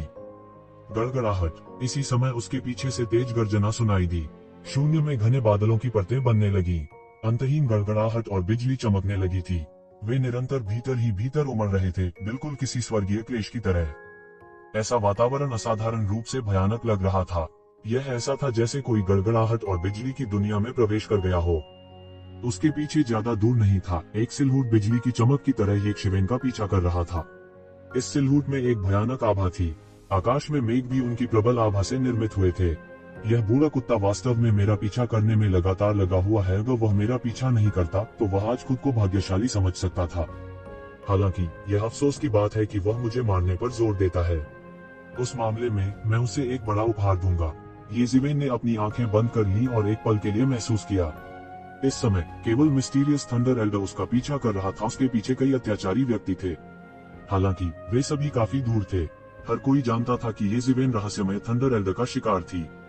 इसलिए हालांकि वे ईर्ष्यालु थे, फिर भी उन्होंने यूं ही अंदर घुसने की हिम्मत नहीं की। इससे येजिवेन को भी स्थिति को नियंत्रित करने का मौका मिल गया। अन्यथा इतने सारे विशेषज्ञों के आने से उनके लिए घोस्ट हॉट फायर फॉर्मेशन के साथ भी एक एक करके उनसे निपटना असंभव होगा। उस समय एक ही रास्ता बचता था और वह था भाग जाना। मिस्टीरियस थंडर एल्डर बेहद तेज था। उनके शरीर की तकनीक गड़गड़ाहट से संबंधित थी और लंबे समय तक एक निश्चित दायरे में पहुंच चुकी थी। वास्तव में उसकी गति एक सामान्य व्यक्ति की गति से भी तेज थी, जो शून्य को चीरकर टेलीपोर्टिंग कर रही थी। यहीं से उनका असली आत्मविश्वास आया।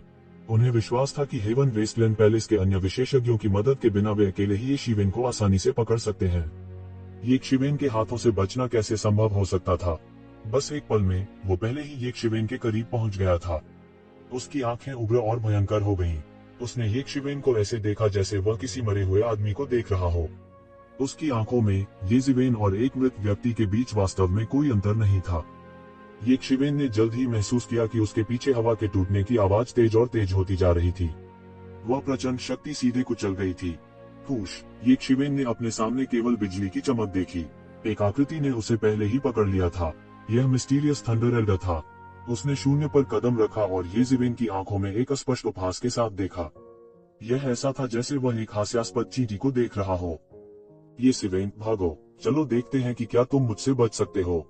मैं देखना चाहता हूं कि आज तुम मेरे हाथों से कैसे बचोगे। मिस्टीरियस थंडर एल्डर ने ठंडेपन से कहा, यदि आप स्वर्ग बंजर भूमि पैलेस के सामने आत्मसमर्पण करने को तैयार है तो शायद आपके पास भविष्य में एक किंवदंती बनने का मौका हो सकता है। यह अफसोस की बात है कि आप यहाँ केवल मर सकते हैं। आज हम अपने पुराने और नए कर्ज को एक साथ सुलझा लेंगे। किंवदंती, क्या यह तुम्हारा लक्ष्य है?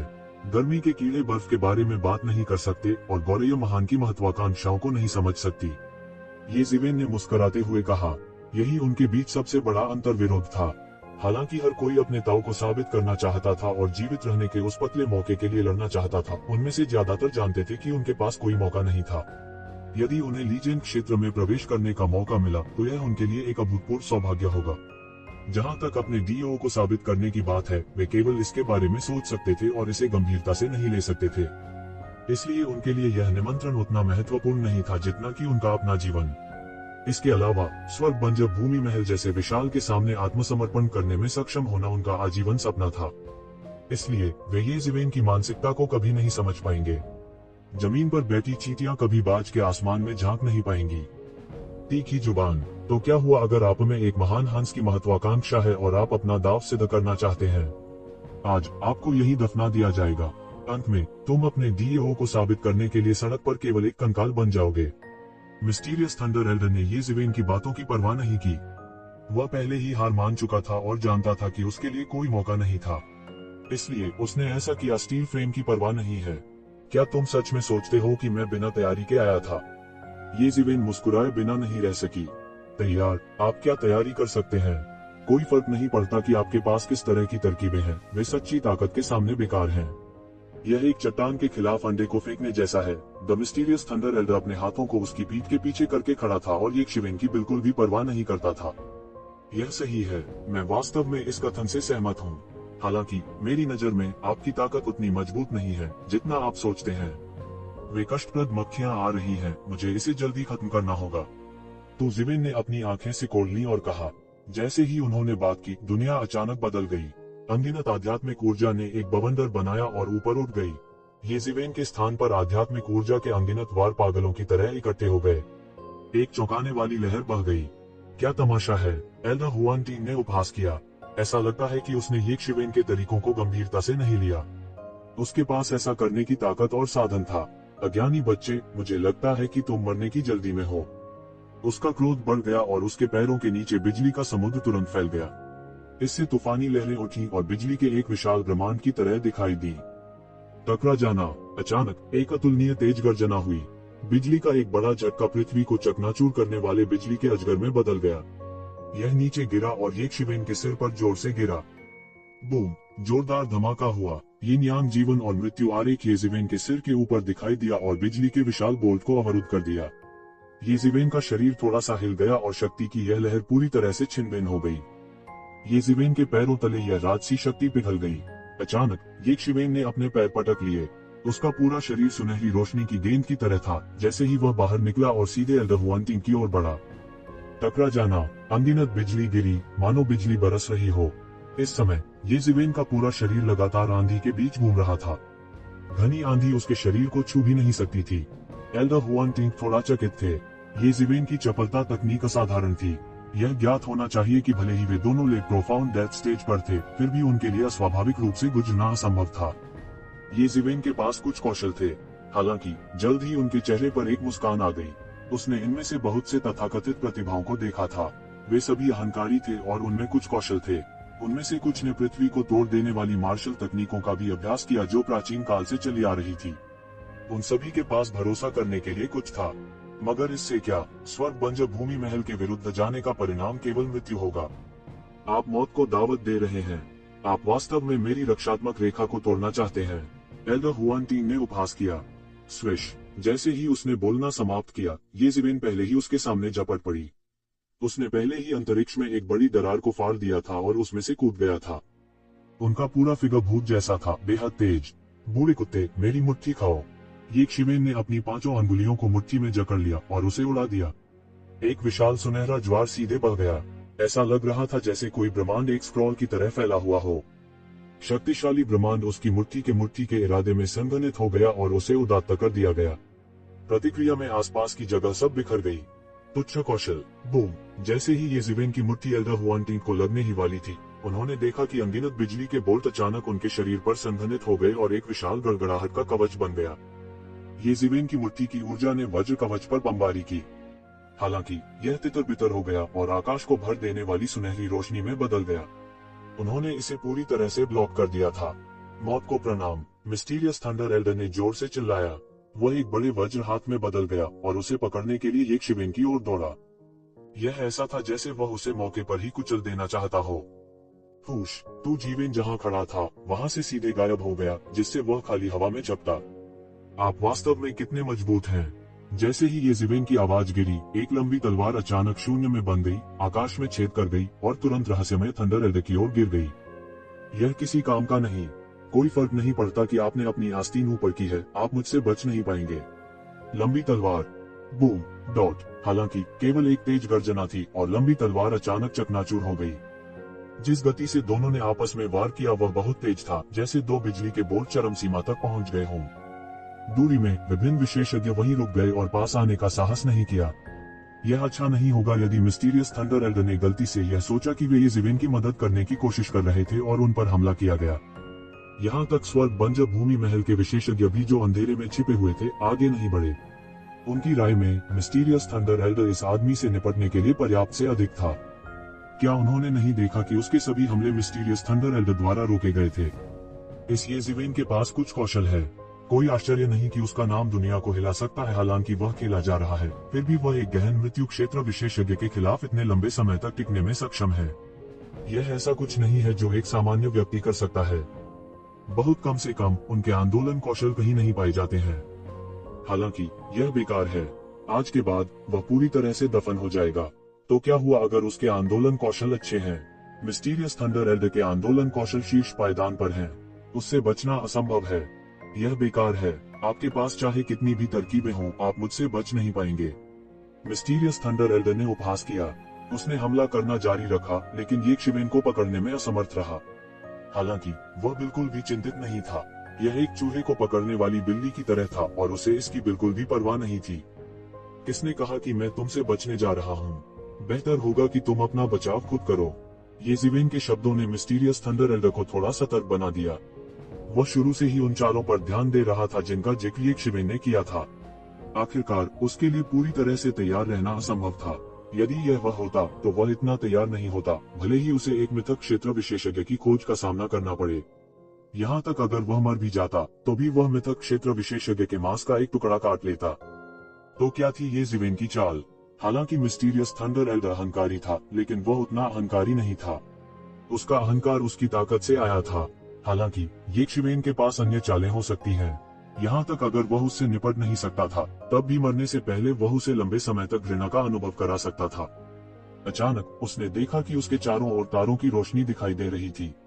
ऐसा लग रहा था कि एक ज़िवेन द्वारा पीछे छोड़ दिया गया है जब वह लगातार टिमटिमा रहा था। बस इतना था कि उसने उन्हें पहले नोटिस नहीं किया था। इसी समय उसके दिमाग में अचानक एक बुरा विचार कौंध गया। क्या ऐसा हो सकता है कि यह छोटा हरामी वास्तव में समय के लिए रुक रहा हो? जिस क्षण उसने इस संभावना के बारे में सोचा, वह येज़ेविन को जारी नहीं रखना चाहता था, भले ही वह योजना बना रहा हो। वह नहीं चाहता था कि उसे सांप डसे।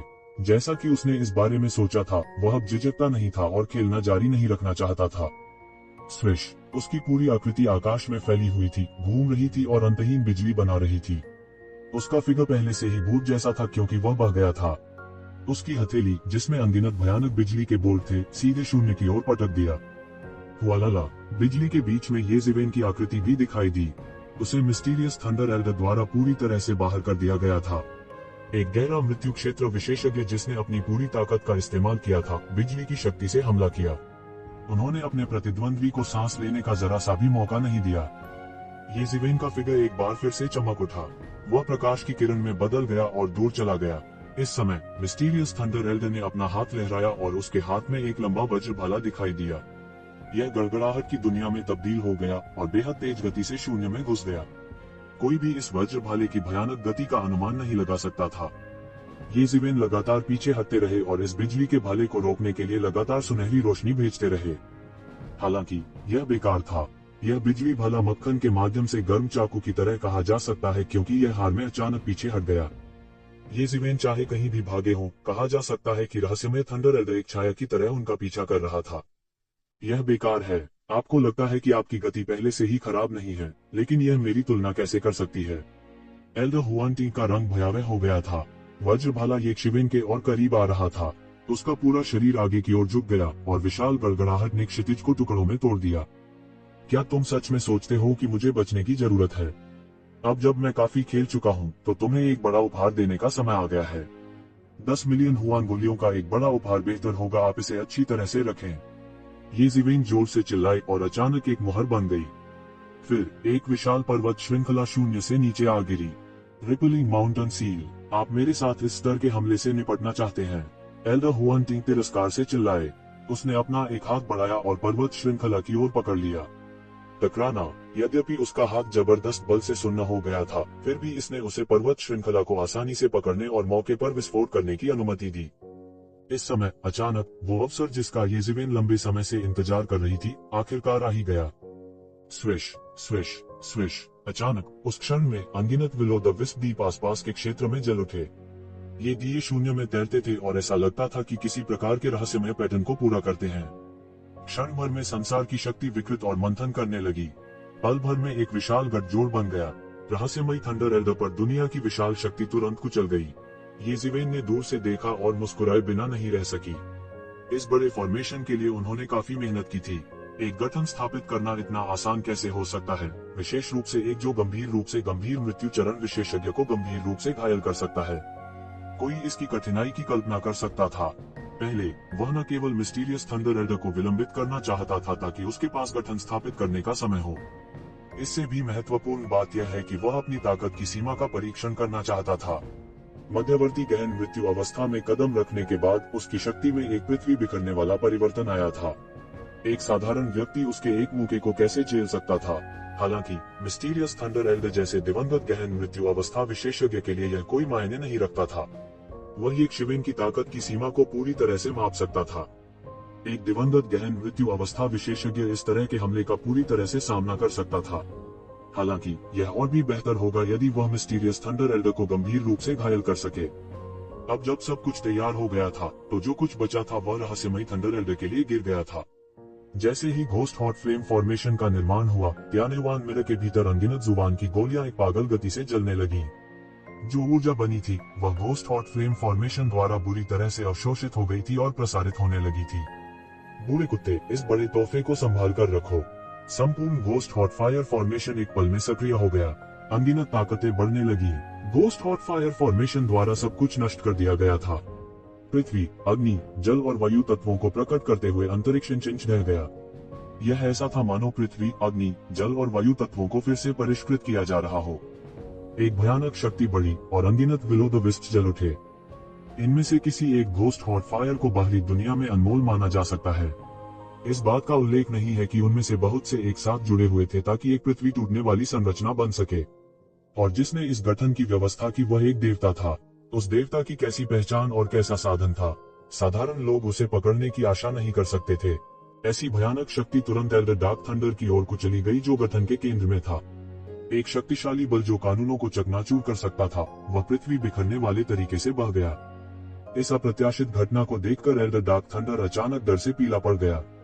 वह भी इतनी बड़ी शक्ति को कम नहीं आंक सकता था। वह इसे कम आंकने का साहस कैसे कर सकता था। उसने तुरंत ठंडी सूंघी और अपनी हथेली को बाहर निकाल लिया। घोस्ट हॉट फायर फॉर्मेशन का विरोध करने के प्रयास में गड़गड़ाहट की शक्ति बह गई। हालांकि घोस्ट हॉट फायर फॉर्मेशन पहले से ही पूरी तरह से सक्रिय था। लाखों हुआन गोलियों को जलाने के बाद अंतहीन लिंग की एक राक्षसी शक्ति में बदल गई जिसने हर उस व्यक्ति को कुचल दिया जिसने अंदर विरोध करने की कोशिश की। टकराना, टकराना, टकराना। एल्डर डार्क थंडर का बचाव एक पल में पूरी तरह से कुचल दिया गया। वह इसे ब्लॉक भी नहीं कर सका। एक पल में यह पहले ही एल्डर डार्क थंडर की तरफ पहुंच चुका था। बूम! वह भयानक शक्ति सुनामी की तरह थी जो सभी दिशाओं से एल्डर हुआनटिंग को कुचल रही थी। एल्डर डार्क थंडर ने खून जमा देने वाली चीख निकाली। ऐसा लग रहा था कि उसके शरीर की सारी हड्डियां छिल गई हैं। उसके सभी रक्षात्मक उपकरण एक पल में ध्वस्त हो गए। खून बिखरा हुआ था और हड्डी के टुकड़े हवा में घूम रहे थे। वह अत्यंत दयनीय लग रहा था। केवल एक हमले ने उन्हें पूरी तरह से घायल कर दिया था। वह इतना दयनीय था कि एक साधारण गहरा क्षेत्र विशेषज्ञ भी उसे पूरी तरह से घायल कर सकता था। हालांकि सिर्फ एक हमले के बाद घोस्ट हॉट फायर फॉर्मेशन ने अपनी सारी ऊर्जा समाप्त कर दी थी। वह हिंसक शक्ति पीछे हटती ज्वार की तरह पीछे हट गई। कुछ देर बाद यह पूरी तरह से उखड़ गया। संपूर्ण घोस्ट हॉट फायर फॉर्मेशन पूरी तरह से गायब होने से पहले आकाश में कुछ बार टिमटिमाता है। ये ज़िवेन दूर से देख रही थी। उन्हें भी बेहद धक्का लगा। घोस्ट हॉट फायर ग्रेट अरे की शक्ति उसकी अपेक्षा से कहीं अधिक दबंग थी। यह बस अविश्वसनीय था। एक लेट डीप डेथ स्टेज विशेषज्ञ वास्तव में एक पल में गंभीर रूप से घायल हो गया था। यह कहा जा सकता है कि उनका जीवन एक धागे से लटका हुआ था। यहाँ तक कि एक चरम गहन मृत्यु अवस्था विशेषज्ञ भी गंभीर रूप से घायल हो जाएगा। कोई आश्चर्य नहीं कि अंधेरे के भगवान को इतना भरोसा था कि ghost heart flame grand spell formation अपने सभी दुश्मनों को रोकने में सक्षम होगा। यदि यह पर्याप्त ऊर्जा के साथ एक शक्तिशाली मंत्र गठन था, तो मिथक विशेषज्ञ भी इसे तोड़ने में सक्षम नहीं होंगे। बहुत कम गहन क्षेत्र विशेषज्ञ इसे देवता भी नहीं तोड़ पाएंगे। केवल ये ज़िवेन जैसा संकी ही घोस्ट हॉट फायर ग्रेट अरे के रहस्य को जबरन समझ सकता है। तभी वह खिड़की से प्रवेश कर पाया और अंत में घोस्ट हॉट फायर ग्रेट अरे को दूर ले गया। यह एक विसंगति थी। देवता भी इसकी भविष्यवाणी नहीं कर सकते थे, लेकिन फिर भी ये ज़िवेन के लिए यह घोस्ट हॉट फायर अरे अभी भी एक बड़ी हत्या करने वाली मशीन थी, और अगर वह इसका इस्तेमाल नहीं कर पाता तो वह इसका इस्तेमाल नहीं करता। 10 मिलियन हुआन डैन की कीमत उसके जैसे खर्चीले व्यक्ति को दांत दर्द का एहसास कराने के लिए काफी थी। यह कहने की बात नहीं है कि यह केवल एक क्षण के लिए ही सक्रिय हुआ था। वह घोस्ट हॉट फायर ग्रेट अरे को कैसे सक्रिय कर सकता है जैसा कि वह एक भगवान के स्तर तक पहुंचे बिना चाहता था। इतनी बड़ी खपत ही एक आम आदमी को दिवालिया बनाने के लिए काफी थी। नहीं, सामान्य परिस्थितियों में यहाँ तक एक चरम गहन मृत्यु अवस्था विशेषज्ञ भी इस तरह के गठन को सक्रिय करने में सक्षम नहीं होगा, भले ही वह अपनी सारी संपत्ति समाप्त कर दे। लेकिन भले ही उसे दांत में दर्द हो रहा था, ये ज़िवेन अपने उचित काम को नहीं भूली। हालांकि वह इस बूढ़े कुत्ते को एक ही वार से खत्म करना चाहता था। हेवन वेस्टलैंड पैलेस के विशेषज्ञ थोड़े समय के झटके के बाद पहले ही पागल हो गए थे। अगर वह थोड़ा धीमा होता तो शायद इन लोगों से उलझ जाता। उसके पास घोस्ट हॉट फायर ग्रेट अरे को फिर से सक्रिय करने के लिए वित्तीय संसाधन नहीं थे। इसके अलावा हेवन वेस्टलैंड पैलेस के विशेषज्ञों के अलावा अन्य बलों के विशेषज्ञ इस स्थिति को देखकर मामले को शांत नहीं होने देंगे। यह संभव था कि वे सीधे भेड़ियों के झुंड की तरह झपट पड़े। इस दौरान उन्होंने बहुत कुछ देखा था। उन्होंने उस कोटे का प्रतिनिधित्व किया। हालांकि उसके पास कोटा टोकन नहीं था। नामलेस डाउ कॉलेज स्वाभाविक रूप से किसी और को कोटा स्थानांतरित कर देगा यदि वह यह साबित कर सके कि उसने ये ज़िवेन की हत्या की थी। इससे कोई फर्क नहीं पड़ा। वे जो चाहते थे वह सबसे मजबूत व्यक्ति था, सबसे मजबूत व्यक्ति जो अंत तक जीवित रह सके। इस लिहाज से भाग्य कमोबेश जरूरी था। यह सोचकर वह जरा भी नहीं झिझका और सीधे मौके पर ही फ्लैश लेकर निकल गया। उसके जाने के बाद विभिन्न शक्तियां तुरंत उबलते पानी की तरह हिल उठी। सभी ने सभी संभावनाओं के बारे में सोचा था और यहाँ तक कुछ लोगों ने ये ज़िवेन के बचने की संभावना पर भी विचार किया था। हालांकि उन्हें बिल्कुल भी उम्मीद नहीं थी कि अंतिम परिणाम ऐसा होगा। ये ज़िवेन ने ड्यूटी पर मौजूद जुबान टिंग एल्डर को लापरवाही से घायल कर दिया और शांति से निकल गई। इसके कारण हेवन वेस्टलैंड पैलेस के शेष विशेषज्ञ यह नहीं जान पाए कि उसका पीछा किया जाए या पहले उसे बचाया जाए। ऐसा लगता है कि पूरे दृश्य में काफी समय लगा है, लेकिन वास्तव में इसमें केवल एक पल लगा। हालांकि एक अप्रत्याशित उलटफेर हुआ था। यह येज़ेवेन वास्तव में शक्तिशाली है। शहर के भीतर एक गहन मृत्यु चरण विशेषज्ञ मदद नहीं कर सकता था, लेकिन बेहोशी से कह सकता था।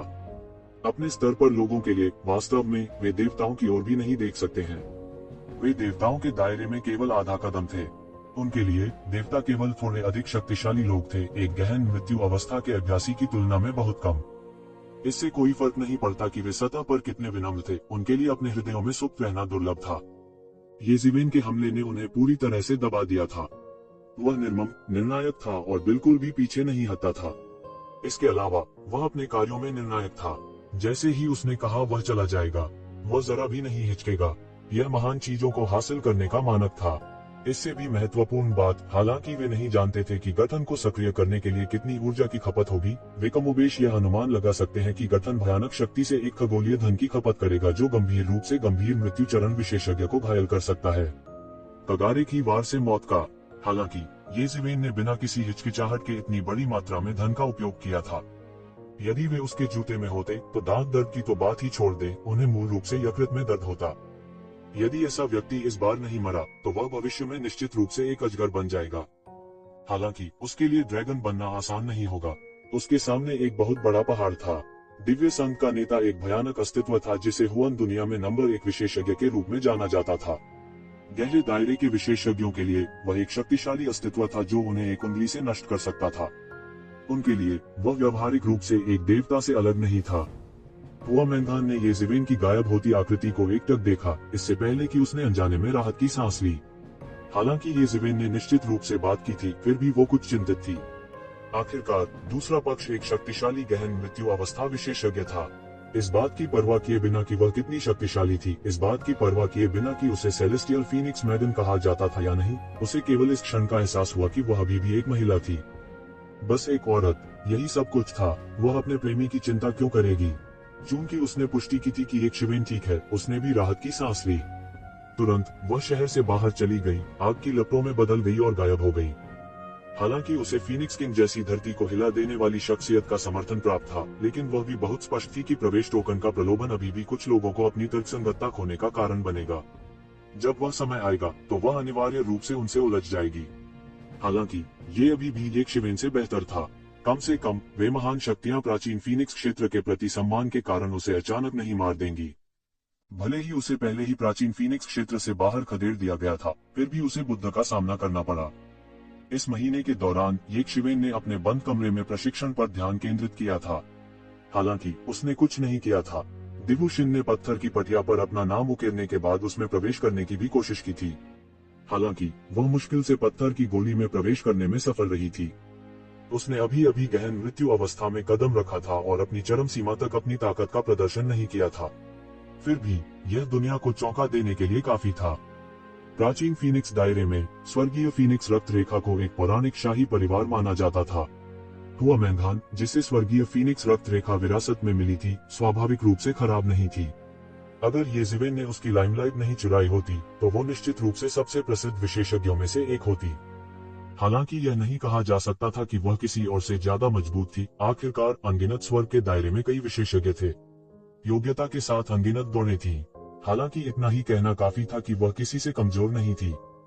हुआ मैंगान के जाने से केवल कुछ चौकस लोगों का ध्यान आकर्षित हुआ था, और भी लोग अभी जो कुछ हुआ था उसके सदमे में डूबे हुए थे।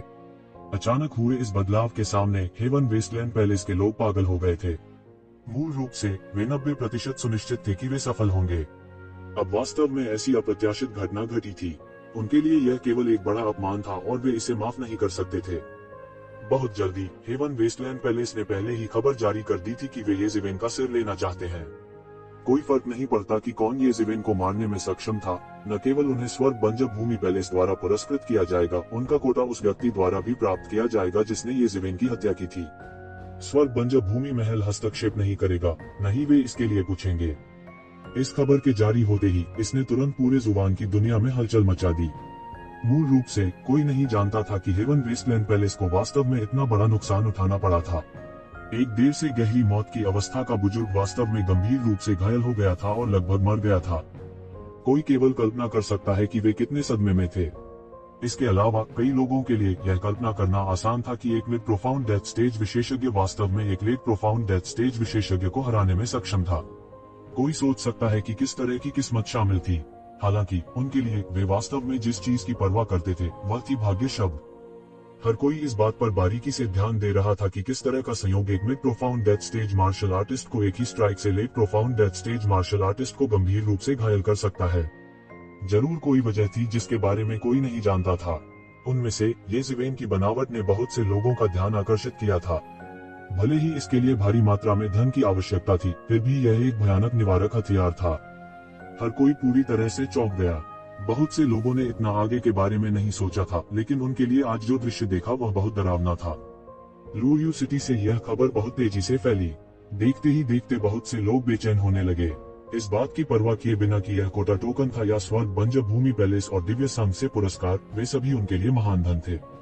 अगर वे ये ज़िवेन को ढूंढकर उसे मार सकते हैं तो वे सब कुछ प्राप्त करने में सक्षम होंगे। यह कहा जा सकता है कि उनका जीवन और भाग्य एक पल में बदल गया था। एक पल में सभी पक्षों के विशेषज्ञ खोज करने लगे। हालांकि प्रोफाउंड वर्ल्ड बैटलफील्ड बेहद विशाल था। यह बाहर की गहन दुनिया की तरह नहीं था, जहां उनकी इच्छा से खोज करने के लिए कोई शक्तिशाली अस्तित्व नहीं था। अंदर कितने खूंखार और भयानक राक्षस थे कोई नहीं जानता था। इसलिए हालांकि बहुत से लोगों को लामबंद किया गया था, परिणाम बहुत अच्छे नहीं थे। उसे पकड़ने की बात तो दूर, वे एक ज़िवेन का पता तक नहीं लगा सके। हालांकि बहुत से लोगों का मानना कि अगर वे इंच दर इंच खोज करना जारी रखेंगे तो ये ज़िवेन जल्द या बाद में बेनकाब हो जाएंगे, और उन्हें डर था कि उस समय उसे मारने के लिए बड़ी ताकतों के विशेषज्ञों के साहसपूर्वक भागते हुए दृश्य का सामना करना पड़ेगा। इस समय बाहर लड़ाई और हत्या की आवाजें आ रही थीं। इस समय ये ज़िवेन गहन विश्व युद्ध क्षेत्र की गहराई में उतर गई। द प्रोफाउंड वर्ल्ड बैटलफील्ड एकमात्र युद्ध क्षेत्र नहीं था। उस समय प्रोफाउंड वर्ल्ड बैटलफील्ड बनने के बाद सभी पक्षों के विशेषज्ञों ने इसमें अनगिनत बार लड़ाई लड़ी थी। धरती को तोड़ देने वाली लड़ाइयां भी हुई थीं। इस तरह समय के साथ संपूर्ण गहरा विश्व युद्ध क्षेत्र धीरे धीरे बन गया। अनगिनत लड़ाइयों ने यहाँ की जगह को छिन्न भिन्न कर दिया था। कुछ उड़ गए और स्थानिक अशांति में खो गए, जबकि कुछ अभी भी वहाँ थे। हालांकि वे और भी खतरनाक थे। धीरे धीरे यह गहन विश्व युद्ध क्षेत्र के वर्तमान वर्जित क्षेत्र बन गए। इनमें से कुछ निश्चित क्षेत्रों में लावा अधिपति जैसे शक्तिशाली अस्तित्व भी थे। यह ऐसी जगह नहीं थी जहां आम लोग पैर रखने की हिम्मत करेंगे। वास्तव में यह कहा गया था कि गहन दुनिया के सबसे गहरे हिस्सों में गॉडमिथ संकी थे जो न जाने कितने वर्षों से सो रहे थे। अगर वे जाग गए तो यह विनाशकारी होगा। भले ही यह फॉलन मून सिटी में एक सनसनीखेज घटना थी, प्रभाव धीरे धीरे कम हो जाएगा क्योंकि यह धीरे धीरे फैलता है। कुछ दूरस्थ विमानों में हजारों या दसियों हजार वर्षों तक कोई भी नया यात्री नहीं हो सकता है। ऐसी परिस्थितियों में ये ज़िवेन को पकड़ना बेहद मुश्किल था। भले ही यह सिर्फ एक निशान था, भले ही दूसरा पक्ष स्वर्ग के उजाड़ महल की तरह एक विशाल व्यक्ति था। एल्डर हुआनटिंग को गंभीर रूप से घायल करने के 10 दिनों के बाद ये ज़िवेन आखिरकार खंडहर की दुनिया में आ गया। इन 10 दिनों के दौरान कहा जा सकता है कि ये ज़िवेन एक जगह से दूसरी जगह छुपी हुई थी। मिस्टीरियस वर्ल्ड बैटलफील्ड में इतनी जटिल स्थिति में भी उसे अभी भी सावधान रहना था, अन्यथा हेवन वेस्टलैंड पैलेस और ईश्वरीय संघ निश्चित रूप से उसे खोजने में सक्षम होंगे। उसने अपने सामने पीली रेत जैसी दुनिया को देखा। यह केवल एक छोटी सी दुनिया थी। इसे एक स्वतंत्र दुनिया भी नहीं माना जा सकता था। इसे केवल एक उपविमान माना जा सकता है। जैसा कि कहा जाता है, वहाँ 3000 बड़ी दुनियाएं, 3000 मध्यम दुनियाएं और 3000 छोटी दुनियाएं थीं। दुनिया के विभिन्न स्तरों के वर्गीकरण के अपने मानक थे। यह स्वर्ग में विभिन्न संसारों की उत्पत्ति भी थी। इस छोटे विमान को उपविमान भी नहीं माना जा सकता था। कुछ शीर्ष विशेषज्ञ लापरवाही से एक दूसरे के साथ मारपीट करते हैं और इस तरह के उपविमान को प्रकट करते हैं। उसके सामने आसमान में पीली रेत भर गई।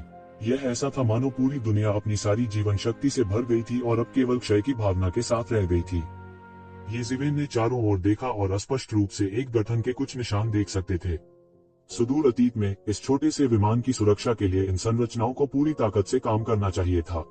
हालांकि वे पहले ही हवा के साथ गायब हो गए थे। यहाँ तक जमीन के अंदर दबी ड्रैगन की नसें भी सूख चुकी थीं।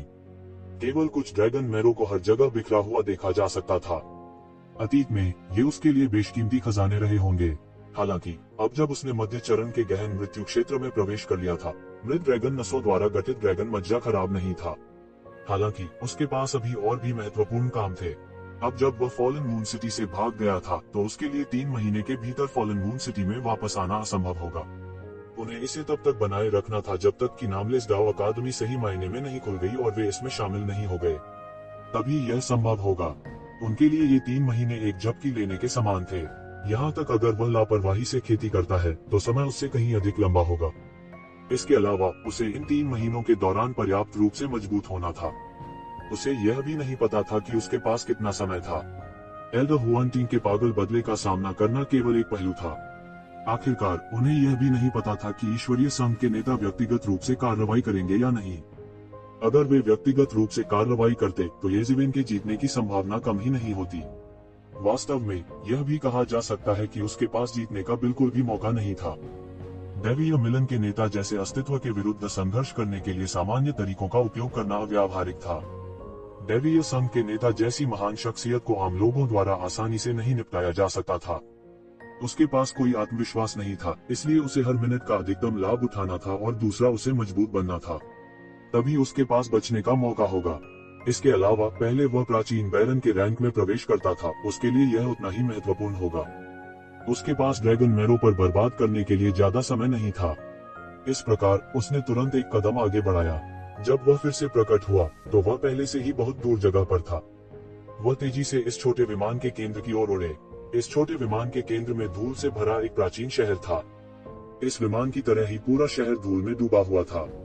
ऐसा लग रहा था कि कोई इसकी देखरेख नहीं कर रहा है, इसलिए ऐसा लग रहा था कि इसे कभी भी हवा उड़ा सकती है। शायद यह शहर कभी गौरवशाली रहा होगा, लेकिन ड्रैगन की नस के थक जाने के बाद यह धीरे धीरे निर्जीव हो गया था। कई लोग पहले ही इस जगह को खाली कर चुके थे। बेशक रहस्यमय क्षेत्र युद्ध क्षेत्र में स्वाभाविक रूप से कोई नागरिक नहीं थे।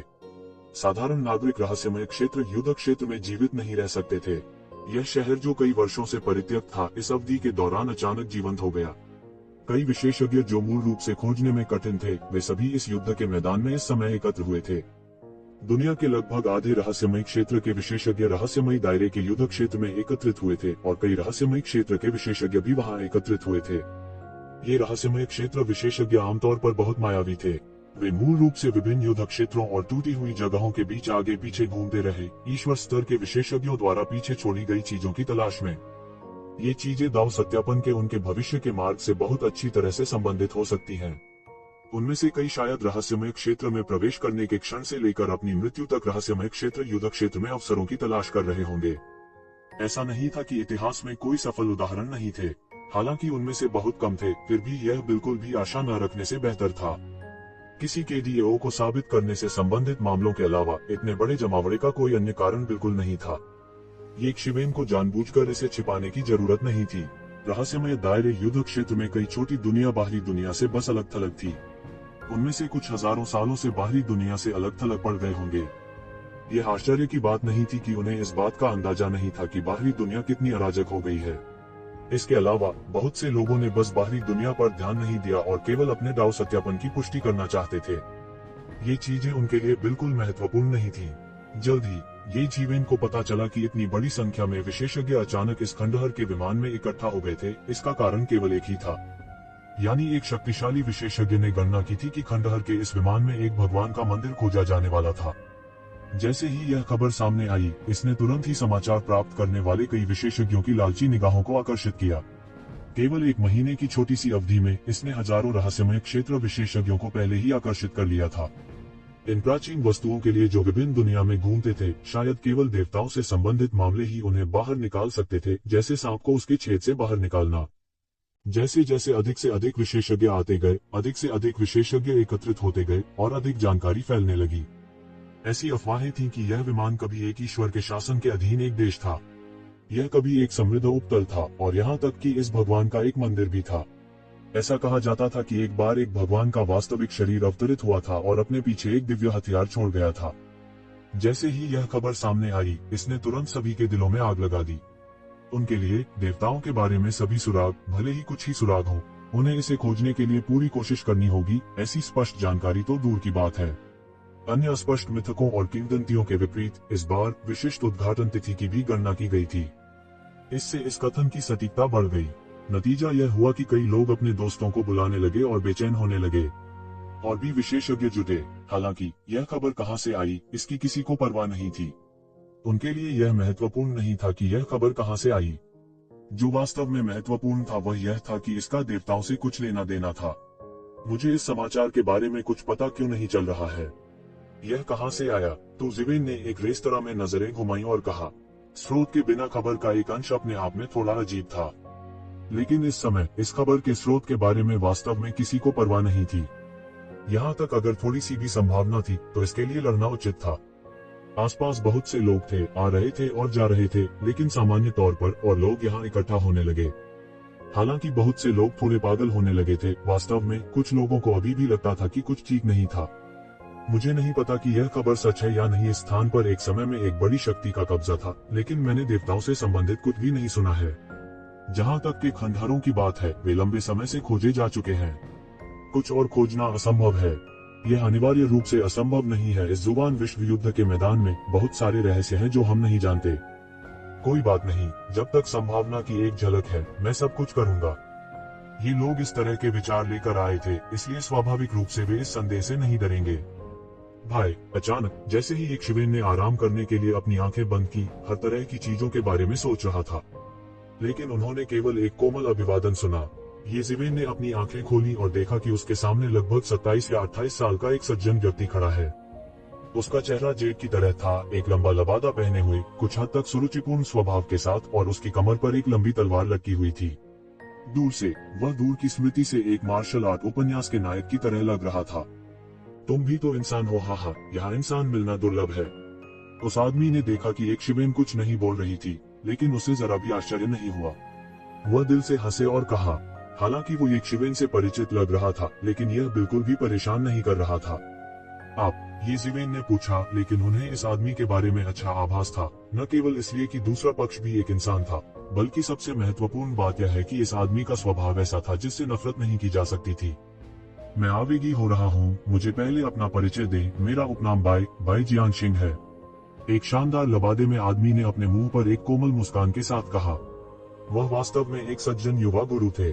ये ज़िवेन ने कुछ देर सोचा और अपना नाम न छिपाने का फैसला किया। बाई जियांशिंग ने अपनी बाहें सिकोड़ ली और पुष्टि की कि उन्होंने इस नाम के बारे में पहले कभी नहीं सुना था, लेकिन वे तुरंत मुस्कुरा दिए। जो निश्चित रूप से कह सकता है कि प्रोफाउंड वर्ल्ड में कितने जीनियस इकट्ठे हुए हैं, इसलिए वहाँ ऐसे लोगों का होना सामान्य था जिन्हें वह नहीं जानता था। वह खुद पर हंसे बिना नहीं रह सका। वह अब भी बहुत संवेदनशील था। रहस्यमय दुनिया में बाकी दुनिया से अलग होना सामान्य बात थी। स्वर्ग बंजर भूमि महल के एल्डर हुआनटिंग को गंभीर रूप से घायल करने और भागने की खबर इतने कम समय में कैसे हरूप विमान में फैल गई?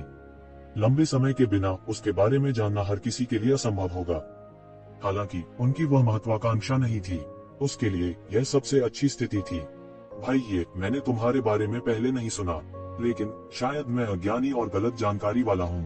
बाई जियांशिंग मुस्कुराए। उसने कुछ भी नहीं छुपाया और एक शिवेन पर एक अनुकूल छाप छोड़ी। भाई, कृपया मुझे आवेगी होने के लिए दोष न दें। वास्तव में प्रोफाउंड वर्ल्ड बैटलफील्ड में मेरे साथी मनुष्यों को देखने के लिए बहुत अधिक अवसर नहीं है, इसलिए मैं बातचीत करने के लिए आया हूँ। बाई जियांशिंग ने कहा, यह कैसे हो सकता है? ये ज़िवेन ने अपना हाथ हिलाया और कहा, लेकिन क्या गहन विश्व युद्ध क्षेत्र में बहुत कम मानव विशेषज्ञ हैं? आखिरकार मानव जाति स्वर्ग की कुछ बड़ी जातियों में से एक है। भले ही इसमें गिरावट आई हो, इसे इस हद तक नहीं गिरना चाहिए था। उद्धरण चिन्ह। यह स्वाभाविक है। मानव जनजाति विशेषज्ञों से भरी हुई है।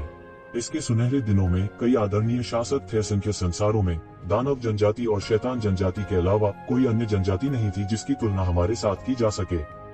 हालांकि मानव जनजाति का आधार शिविर स्वर्ग क्षेत्र में था, इसलिए जुबान की दुनिया में उनकी अधिक भागीदारी नहीं थी। कई शक्तिशाली विशेषज्ञ स्वर्ग के क्षेत्र में चढ़ना पसंद करेंगे, इसलिए जुबान की दुनिया में मानव जनजाति का प्रभाव इतना महान नहीं था। बाई जियांशिंग ने कहा, उन्होंने देखा कि ये ज़िवेन को इसके बारे में ज्यादा जानकारी नहीं थी, इसलिए उन्होंने अनुमान लगाया कि ये ज़िवेन कोई स्थानीय नहीं बल्कि एक विदेशी विशेषज्ञ थे। सामान्य था कि उसे इस बारे में पता नहीं था। यह वैसा ही है जैसे डेविल्स के पास अनगिनत गहन क्षेत्र विशेषज्ञ हैं, लेकिन उनमें से कुछ ही गहन दुनिया में गए हैं। वही ड्रैगन द्वीप और प्राचीन फीनिक्स क्षेत्र के लिए जाता है। वास्तव में शक्तिशाली कुलों का अपना गौरव है। तो ऐसा ही है। ये ज़िवेन ने सिर हिलाया। तो यह ऐसा ही है। यह कोई आश्चर्य नहीं है कि भले ही मानव जाति के पास मार्शल पूर्वज की तरह एक राक्षस है, उन्होंने बड़े पैमाने पर प्रोफाउंड वर्ल्ड पर आक्रमण नहीं किया है। अब प्रोफाउंड वर्ल्ड में अधिकांश मनुष्य प्राचीन दानव क्षेत्र से आए हैं। बाई जियांशिंग ने कहा, तो बाई भी प्राचीन दानव क्षेत्र से आई है। ये ज़िवेन का दिल अचानक कस गया। प्राचीन दानव क्षेत्र, क्या वह प्राचीन बैलेंस महाद्वीप नहीं है? ऐसा नहीं है। मैं प्रोफाउंड वर्ल्ड में पैदा हुआ और पला बढ़ा, लेकिन मेरे पूर्वज प्राचीन दानव क्षेत्र से आए थे। बाई जियानशेंग ने आह भरी और कहा। ये जिवेन ने मूल रूप से सोचा था कि वह प्राचीन बेलेंस के पूर्वजों की तलाश करने से पहले अज्ञात दाव कॉलेज के मामलों का निपटारा होने तक इंतजार करेंगे। उन्हें यहाँ उनके वंशजों से मिलने की उम्मीद नहीं थी। ये जिवेन थोड़ा उत्साहित था और उसने कहा, भाई बाई, तुम क्यों आहें भर रही हो? तुम इतने युवा दिखते हो, लेकिन तुम्हारी साधना काफी अधिक है। तुम्हें पुरुषों के बीच एक अजगर होना चाहिए। तुम यहाँ क्यों आहें भर रही हो? ये जिवेन का मानना कि लोगों के बारे में उनका निर्णय सही था। बाई जियानशेंग की उम्र केवल 2 या 3 हजार वर्ष थी, लेकिन वह पहले ही गहन मृत्यु क्षेत्र तक साधना कर चुका था। हालांकि उसकी तुलना यक्षिवेन जैसे संकी से नहीं की जा सकती थी, उसकी साधना बहुत गहरी कही जा सकती थी। गहन दुनिया में कुछ भी संभव था। भविष्य में किसी के डीएओ को सिद्ध करना भी संभव था। यह एक लंबी कहानी है। चूंकि भाई ये भी एक साथी इंसान है, इसलिए आपको बताने में कोई हर्ज नहीं है। वैसे भी यह कोई रहस्य नहीं है। प्राचीन मानव जाति दसियों हजार वर्षों से गहरी दुनिया में है, और यहाँ तक कि हमने अपने प्राचीन देशों की स्थापना भी की है। हालांकि साथ ही हमारे और प्राचीन दानव जाति के बीच के संघर्ष को भी गहन दुनिया में लाया गया है। अब तक इसे हल नहीं किया गया है, और हाल ही में लगातार संघर्ष हुए हैं। बाई जियानशेंग ने आह भरी और कहा। ये जिवेन ने बाई जियानशेंग को देखा और जानती थी कि प्राचीन मानव जाति गहन दुनिया में बहुत अच्छा नहीं कर रही थी। कोई आश्चर्य नहीं कि राजकुमारी तियानकिंग ने पहले इसका उल्लेख किया था। हालांकि उस समय उन्होंने केवल इसे जल्दबाजी में सुना और इसे गंभीरता से नहीं लिया। अब जब उन्होंने बाई जियानशेंग को यह कहते सुना, तो ऐसा लगा कि इसके पीछे कोई गहरी कहानी है। यह कैसे हो सकता है? जहाँ तक जानता हूँ, प्राचीन मानव जाति कमजोर नहीं है। उन्हें दानव जाति द्वारा इस हद तक मजबूर क्यों किया जा रहा है? ये जिवेन ने पूछा। किसी को पता होना चाहिए कि दानव जाति अब वह दौड़ नहीं थी जो हजारों साल पहले दुनिया पर हावी थी। हालांकि प्राचीन मानव जाति अब बहुत बेहतर नहीं थी, फिर भी यह एक मृत अंत में मजबूर होने की बात नहीं थी। ऐसा इसलिए नहीं है क्योंकि दानव जाति के वर्तमान दानव भगवान ने मिथक के दायरे में कदम रखा है, और उनकी खेती प्राचीन मानव जाति से भी अधिक है। लेकिन हमारी मानव जाति के वरिष्ठ तियानजी ओल्ड मैन अब बूढ़े हो गए हैं। कोई फर्क नहीं पड़ता कि हमारा कितना मजबूत है मानव जाति है, वह केवल 10,000 वर्ष तक चलेगी। दाव दायरे में पहुंचे बिना हमारे बीच कोई अंतर नहीं है। अब जबकि हमारे पास ओल्ड मैन तियानजी ओल्ड मैन हमें दबा रहा है, तो सब कुछ ठीक है। हालांकि अगर ओल्ड मैन तियानजी ओल्ड मैन भी गिर जाता है और हमारी मानव जाति के पास अब हमें दबाने के लिए मिथक क्षेत्र का विशेषज्ञ नहीं है, तो मुझे डर है कि न केवल दानव रेस बल्कि अन्य जातियों को भी इसकी हवा मिलेगी, और हमारे भेड़ियों और बाघों की तरह मानव जाति। बाई जियानशेंग ने चिंतित होकर कहा। रहस्यमय दुनिया के उत्तरी भाग में यह मामला अब कोई रहस्य नहीं था। लगभग हर कोई इसके बारे में जानता था, इसलिए वो यक्षिवेन से इसका जिक्र कर सकता था। अन्यथा वह इस तरह की बकवास करने वाला नहीं होता। ये जिवेन रहस्यमय दुनिया जैसी जगह में एक शीर्ष विशेषज्ञ के न होने के परिणामों की कल्पना कर सकते थे। प्राचीन मानव जाति की तरह ही जब इंपीरियल कोड का उल्लंघन किया गया था, तो मानव जाति लगभग एक अथाह खाई में गिर गई थी। यदि ये जिवेन प्रकट नहीं होते और ज्वार को नहीं बदलते, तो आज मानव जाति के लिए कोई जगह नहीं होती। हालांकि उसने भी यह कहने की हिम्मत नहीं की कि वह लंबे समय तक प्राचीन मानव जाति की रक्षा कर सकता है। यह केवल इतना कहा जा सकता है कि वह पतली बर्फ पर चल रहा था, एक पल के लिए आराम करने की हिम्मत नहीं कर रहा था। लेकिन चूंकि स्वर्ग का क्षेत्र इतना शक्तिशाली है, तो आप उससे मदद क्यों नहीं मांगते? जहाँ तक पता है, मार्शल संप्रदाय के सम्राट के नतीज में अजेय थे और उन्होंने एक बार स्वर्ग पर शासन किया था। भले ही उन्होंने मना कर दिया हो, अब तुम्हारी रक्षा के लिए उसकी शक्ति पर्याप्त होनी चाहिए। ये जिवेन ने पूछा। ऐसा नहीं है कि हमने इसके बारे में नहीं सोचा है, लेकिन यह अतीत से संबंधित है। सम्राट किन ने ज्ञान प्राप्त करने से पहले हमारे पूर्वजों को प्राचीन मानव जाति को छोड़ने और स्वर्ग क्षेत्र में लौटने के लिए नेतृत्व करने का भी प्रयास किया, लेकिन उन्हें अस्वीकार कर दिया गया। इसलिए अब तक स्वर्ग के दायरे ने हम पर ज्यादा ध्यान नहीं दिया है। बाई जियानशेंग ने थोड़े उत्साह के साथ कहा। अतीत में हुई गलती ने अब उनके लिए पूरी तरह से अलग स्थिति पैदा कर दी थी। ये जिवेन को अचानक एहसास हुआ कि इसके पीछे कुछ ऐसा कारण था। कोई आश्चर्य नहीं, लेकिन कोई बात नहीं, हम हमवतन हैं जो खून से जुड़े हैं। अगर यह वास्तव में उस बिंदु पर आता है, तो वे हमें अकेला नहीं छोड़ेंगे। ये जिवेन ने कहा। मुझे आशा है, लेकिन कोई बात नहीं, हम केवल खुद पर भरोसा कर सकते हैं। बाई जियानशेंग की अभिव्यक्ति दृढ़ हो गई, जैसे कि वह उस उदासी से बाहर आ गया हो जिसे उसने अभी अभी अनुभव किया था। अच्छा कहा। बस इस वाक्य के लिए मैं इसे एक बड़े सफेद के रूप में लूंगा। यक्षिवेन जोर से हंस पड़ी। उन्होंने बाई जियानशेंग को और भी अधिक आकर्षक पाया। उन्हें उम्मीद नहीं थी कि बाई जियानशिंग जैसे युवा मास्टर का यह परिष्कृत स्वभाव वास्तव में ऐसे शब्द कह सकता है। यह एक ऐसा सच था जिसे बहुत से लोग नहीं समझ पाएंगे। वह हमेशा एक वाक्य में विश्वास करता था, रो मत क्योंकि कोई भी तुम्हें दिलासा नहीं देगा, नीचे मत गिरो क्योंकि जब तुम नीचे होते हो तो बहुत से लोग तुम्हें मारने के लिए इंतजार कर रहे होते हैं। रास्ते में एकमात्र व्यक्ति जिस पर वह भरोसा कर सकता था और जिस पर सबसे ज्यादा भरोसा कर सकता था, वह खुद ही था। जैसे ही दोनों जारी रखने वाले थे, अचानक दूर से एक भयंकर झगड़ा हुआ। बाई जियानशिंग का रंग अचानक बदल गया। शोर के साथ बाई जियानशिंग का रंग अचानक बदल गया। उसने जल्दी से कहा, भाई मुझे खेद है, मुझे एक पल के लिए खुद को माफ करना होगा। उनके इतना कहने के बाद उनका फिगर बीच हवा में गायब हो गया। ये ज़िवेन थोड़ा हैरान थी। उसका फिगर टिमटिमा गया और उसने तुरंत उसका पीछा किया। जब वह पहुंचा तो उसने देखा कि वह एक चौड़ी गली में है। इस संसार और इस नगर की अनंत महिमा हुआ करती थी। यह उन सड़कों से देखा जा सकता था जो एक सार्वजनिक चौक जितनी चौड़ी थी। यदि इसकी अतुलनीय महिमा न होती तो इतनी चौड़ी सड़कों की आवश्यकता ही न पड़ती। लोगों के दो समूह सड़क पर एक दूसरे का सामना कर रहे थे। उनमें से एक बाई जियानशिंग थी। उसके अलावा करीब 20 साल की एक महिला भी थी। उसकी त्वचा बर्फ की तरह सफेद थी, उसके होंठ लाल थे और उसके दांत सफेद थे। उसके गाल चीनी मिट्टी की गुड़िया की तरह नाजुक थे। उसने एक लंबी स्कर्ट पहनी हुई थी। वह अवर्णनीय रूप से सुंदर लग रही थी। इस समय वह उत्सुकता से विपरीत दिशा में देख रही थी और उसके सामने जानवरों जैसे लोगों का एक समूह था। उनमें से प्रत्येक अपने पिछले पैरों पर खड़े एक जानवर की तरह लग रहा था। उनका पूरा शरीर लंबे बालों से ढका हुआ था। वे साधारण लोगों से कहीं अधिक प्रतापी थे। हालांकि उनके सिर जानवरों की तरह थे।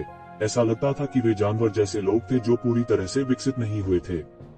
जानवर जैसे लोगों का नेता बाइसन था। उसका शरीर 2 लोगों जितना लंबा था। वह बहुत लंबा था। उसका पूरा शरीर सींग वाले अजगर की तरह घनी मांसपेशियों से ढका हुआ था। उसके सिर पर चांदी के 2 सींग थे। वह बहुत पराक्रमी दिखाई पड़ता था। जैसे ही ये ज़िवेन ने देखा, उसने तुरंत इस टॉरिन के शरीर से एक अत्याचारी आभा को महसूस किया। यह असाधारण और असामान्य था। बैल के सिर वाले व्यक्ति का हाथ एक व्यक्ति को पकड़ रहा था। यह एक नाजुक चेहरे वाला युवक था। इस समय उसकी गर्दन पकड़ी जा रही थी और उसका चेहरा बैंगनी हो रहा था। वह हिलने डुलने में बिल्कुल भी असमर्थ था। यह ऐसा था जैसे उसके शरीर की सारी शक्ति सील कर दी गई हो और वह बिल्कुल भी हिलने डुलने में असमर्थ था। भाई जल्दी करो और ये शान को बचाओ। खूबसूरत महिला ने बाई जियानशिंग को उत्सुकता से देखा और कहा, तुम मानव बचे, मैंने तुमसे कहा है कि मेरे सामने मत आना। टीएस तुम सच में बोल्ड हो। इतनी लापरवाही से मेरे सामने आने की तुम्हारी हिम्मत कैसे हुई? ऐसा लगता है कि आपने अभी तक अपना सबक नहीं सीखा है। मिनोटॉर ने बुरी तरह से मुस्कुराते हुए कहा, न्यूशिंग ज्यादा घमंडी मत बनो, यह तुम्हारा दानव साम्राज्य नहीं है। बाई जियानशिंग चिल्लाया, तो क्या हुआ अगर तुम ढीठ हो? मत भूलो कि यह तो मेरी ही कृपा है कि तुम नीच मनुष्य अभी भी जीवित हो। पिछली बार मैंने तुम्हें भागने दिया, क्या तुम अब भी इस बार बचना चाहते हो? मिनोटॉर ने ठंडेपन से कहा। वह असामान्य रूप से ढीठ लग रहा था। बाई जियानशिंग ने अपनी मुट्ठी भींच ली और गुस्से से घूरने लगी। वह पूरी तरह से आग बबूला हो गया। बजना जोर से झंझनाहट के साथ बाई जियानशिंग के पीछे की तलवार को हटा दिया गया और मिनोटॉर पर गिरा दिया गया। आप मेरे साथ ऐसी क्षुद्र चालों से निपटना चाहते हैं? मिनोटॉर ने व्यंग्य किया और तुरंत अपने दूसरे हाथ से पकड़ लिया। तलवार की रोशनी जो उसकी ओर गिर रही थी, सबके सामने इंच दर इंच चकनाचूर हो गई। आप में से कोई भी आज नहीं जा सकता। इस दौरान आसपास के कई तमाशबीन चर्चा करने लगे। चूंकि इसका उनसे कोई लेना देना नहीं था, वे बिल्कुल भी चिंतित नहीं थे। वे बस अपने चेहरों पर उत्तेजित और क्रूर मुस्कान के साथ देखते रहे। यह एक क्रूर जाति थी, इसलिए इस तरह का कत्लेआम देखना उनके लिए सबसे रोमांचक बात थी। यह फिर से मानव जाति और दानव जाति है। टीएसके मानव जाति और प्राचीन दानव क्षेत्र की दानव जाति हाल के वर्षों में अधिक से अधिक भयंकर रूप से लड़ रही है। इसमें कुछ भी अजीब नहीं है। ये मनुष्य प्राचीन काल से राक्षस जाति के गुलाम रहे हैं। अचानक दास बदल गए हैं। मुझे बताओ, तुम्हें क्या लगता है कि दानव जाति इसे किस हद तक बर्दाश्त नहीं कर सकती? क्या ऐसा नहीं है? यद्यपि मानव जाति को एक बड़ी जाति माना जाता है, उनकी शक्ति यहाँ नहीं है। टीएस यदि कोई दुर्घटना नहीं होती है तो प्राचीन दानव क्षेत्र से मानव जाति का पतन हो जाएगा। मिथक क्षेत्र के अंतिम विशेषज्ञ के गुजर जाने के बाद वे जड़विहीन डिक्वीट बन जाएंगे और किसी भी समय दूसरों द्वारा निगले जा सकते हैं। फिर से दानव जाति के गुलाम बनने का जिक्र नहीं है। यह पहले से ही बहुत अच्छा है कि वे खून का खाना नहीं बनते। बहुत से लोगों ने उपहास किया। मानव जाति एक बड़ी जाति थी और वे उन्हें धमका नहीं सकते थे। हालांकि मानव जाति की एक शाखा को यहाँ धमकाया जाता देखना उनके लिए कमोबेश संतोषजनक था। मारना। टॉरेन के शब्दों के बाद उसके पीछे प्यारे दानव कबीले के विशेषज्ञों ने तुरंत उन दोनों को घेर लिया। एक भयानक आभा एक के बाद एक बह गई, सभी भागने के मार्गों को पूरी तरह से अवरुद्ध कर दिया, उन्हें बचने के लिए कोई जगह नहीं दी। न्यू शिंग, तुम्हें निश्चित रूप से इसका पछतावा होगा। बाई जियानशिंग की आंखें लाल थीं और उसने दांत पीसकर कहा। जब मिनोटोर ने बाई जियानशिंग की बातें सुनी तो न केवल उसे गुस्सा नहीं आया बल्कि वह हंसा भी। गुस्सा, वह कुछ ऐसा था जो कमजोरों ने किया था। मजबूत को केवल अपने दिल की सामग्री पर हंसने की जरूरत थी। बाई जियानशिंग, क्या आपको लगता है कि आप अब भी वही अद्वितीय प्रतिभा है जो आप हुआ करती थी? आप लंबे समय से अपंग हैं, ठीक है। अपनी वर्तमान स्थिति के साथ आप आकाशीय फॉक्स मास्टर की महिला को छीनना चाहते हैं। मुझे लगता है कि आप जीने से थक गए होंगे। मिनटोर ने उपहास किया और दोनों पक्षों के बीच संघर्ष की जड़ को उजागर किया। बाई जियानशिंग, आकाशीय फॉक्स मास्टर उदार और परोपकारी हैं। जब तक आप शब्द कहते हैं, जब तक आप हार मान लेते हैं, हम भविष्य में आपके लिए बिल्कुल परेशानी का कारण नहीं बनेंगे। यह कैसा रहेगा? मिनोटोर ने ठंडेपन से कहा। ग्रिनिथ, मुझे उससे ऐसे होने की उम्मीद नहीं थी। मैंने सोचा था कि वह पहले एक बड़ा शॉट था, लेकिन यह पता चला कि वह ऐसा ही है। सुंदर महिला इस समय धर्मी आक्रोश से भरी हुई थी, क्रोधित महसूस कर रही थी। बिग ब्रदर बाई, उसकी बात मत मानना। मेरी मृत्यु पर पछतावा नहीं है, लेकिन अगर ये शान ने बोलना समाप्त नहीं किया तो उसे केवल चक्कर की लहर महसूस हुई। न्यू शिंग का बड़ा हाथ स्टील की तरह उसकी गर्दन के चारों ओर कस गया, जिससे उसके लिए सांस लेना असंभव हो गया। उसकी पूरी गर्दन ऐसा लगा जैसे यह टूटने वाला था। यदि आप एक शब्द और कहते हैं तो मैं आपकी गर्दन तोड़ दूंगा, नी शिंग ने ठंडेपन से कहा। फिर बाई जियानशिंग की ओर देखा और कहा, बाई जियानशिंग, क्या आप सर्वोच्च धर्मी होने के लिए नहीं जानी जाती हैं? क्या आप अपने भाई को यहाँ बिना कुछ किए मरते देखने जा रही हैं? टीएसके, मुझे डर है कि आपकी प्रतिष्ठा बर्बाद हो जाएगी। एक औरत के लिए आप अपने सबसे अच्छे भाई को भी कुर्बान कर सकते हैं। हा, अगर यह निकल गया तो मुझे डर है कि वह भी आपको एक अलग नजर से देखेगी। उद्धरण चिन्ह। न्यू शिंग और उनके डायमंड रेस के सदस्य दिल खोलकर हंस पड़े। बाई जियानशिंग ने अपनी मुट्ठी को इतनी कसकर जकड़ लिया था कि उसके नाखून उसके शरीर में गहरे धंस गए, लेकिन उसने इस पर ध्यान नहीं दिया। उनका हृदय भी घोर संघर्ष में था। एक तरफ वह महिला थी जिसे वह प्यार करता था, और दूसरी तरफ उसका अच्छा भाई था जो कई सालों से उसका पीछा कर रहा था। इसने उसे पूरी तरह से दुविधा में डाल दिया। बाई जियानशिंग, मैं तुम्हें केवल 10 सांसें दूंगा। 10 सांसों के बाद मैं उसकी गर्दन तोड़ दूंगा। मैं देखना चाहूंगा कि क्या कोई इंसान अपनी गर्दन तोड़कर भी जीवित रह सकता है। न्यू शिंग क्रूरता से मुस्कुराया। उसके मुंह से निकले शब्द भी उतने ही ठंडे और निर्मम थे। 10, 9, 8, अल्पविराम। और यहाँ मैं सोच रहा था कि यह कौन था। यह पता चला कि यह छोटे चोरों, राक्षसों और राक्षसों का एक समूह है। भीड़ से एक बेहद ठंडी आवाज आई। हुश! एक तलवार प्रकाश अचानक शून्य में बना और अचानक प्रकाश की एक किरण में बदल गया जिसने आकाश को भर दिया। न्यू शिंग की कलाई की ओर लुढ़क गया। न्यू शिंग की पुतलियां अचानक सिकुड़ गईं। वह महसूस कर सकता था कि यह तलवार प्रकाश कितना भयानक था। इससे उसकी कलाई भी कट सकती है। उसने संकोच करने की हिम्मत नहीं की और सीधे एक मुक्का मारा। भयानक मुट्ठी ऊर्जा ने आसपास की सभी आध्यात्मिक ऊर्जा को अवशोषित कर लिया और यह और भी भयानक हो गया। यह सर पर दौड़ने वाले पागल बैल में बदल गया और तलवार प्रकाश की ओर बढ़ा। कुची! तलवार की रोशनी ने पागल सांड को सीधे टुकड़े टुकड़े कर दिया। यह पागल सांड ये ज़िवेन के हमले का विरोध नहीं कर सका और सीधे मौके पर विस्फोट हो गया, हवा में वास्तविक मौलिक ऊर्जा के कणों में बदल गया। तलवार की रोशनी ने अपनी गति नहीं खोई और सीधे न्यू शिंग की कलाई की ओर चली गई। ऐसा लग रहा था कि यह तब तक नहीं रुकेगा जब तक वह न्यू शिंग की कलाई नहीं काट देता। इस महत्वपूर्ण क्षण में न्यू शिंग कोई साधारण व्यक्ति नहीं थे। उसने तुरंत एक त्वरित निर्णय लिया और तुरंत ये शान को जाने दिया। उसने अपनी कलाई हटा ली और बमुश्किल तलवार की रोशनी को चकमा दिया। टकराना! तलवार प्रकाश बह गया। हालांकि न्यू शिंग ने इसे चकमा दे दिया था, profound life stage diamond race विशेषज्ञ जिसे वह अपने साथ लाया था, वह समय पर चकमा नहीं दे सका और मौके पर ही खूनी धुंध में कट गया। न्यू शिंग की आंखों में कुछ डर था। एक गहन जीवन मंच विशेषज्ञ को एक ही वार से मारना कुछ ऐसा था जो वह भी नहीं कर सकता था। हालांकि एक गहरा जीवन मंच विशेषज्ञ निश्चित रूप से उसका मैच नहीं था, लेकिन एक आकस्मिक तलवार के प्रहार से एक गहन जीवन मंच विशेषज्ञ को मारना उसके लिए असंभव था। उन्हें अभी भी कुछ वार करने थे। हालांकि यह केवल कुछ वार थे और अंतर बहुत अधिक नहीं था। यह उनके बीच की खाई को देखने के लिए पर्याप्त था। दूसरे पक्ष ने कमोबेश समय के अंतर का उपयोग उसे चकमा देने के लिए किया। हालांकि यह केवल एक सामान्य तरीका था। इसके अलावा फिर भी वह समझ सकता था कि जिस व्यक्ति ने हमला किया था वह शायद साधारण नहीं था। उसने अपना सिर घुमाया और देखा कि हरे कपड़े पहने एक युवक गर्व से खड़ा है। उसके हाथ में तलवार की आभा गायब नहीं हुई थी और उसके चेहरे पर एक सुकून भरी मुस्कान थी, जैसे कि उसने सबसे तुच्छ काम किया हो।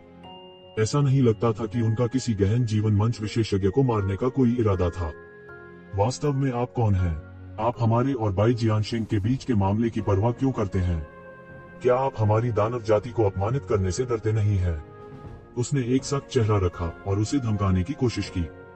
दानव रेस, मुझे दानव जाति से कम डर लगता है। कम से कम 800,000 दानव जाति विशेषज्ञ हैं जो मेरे हाथों मारे गए हैं, यदि 1 लाख नहीं।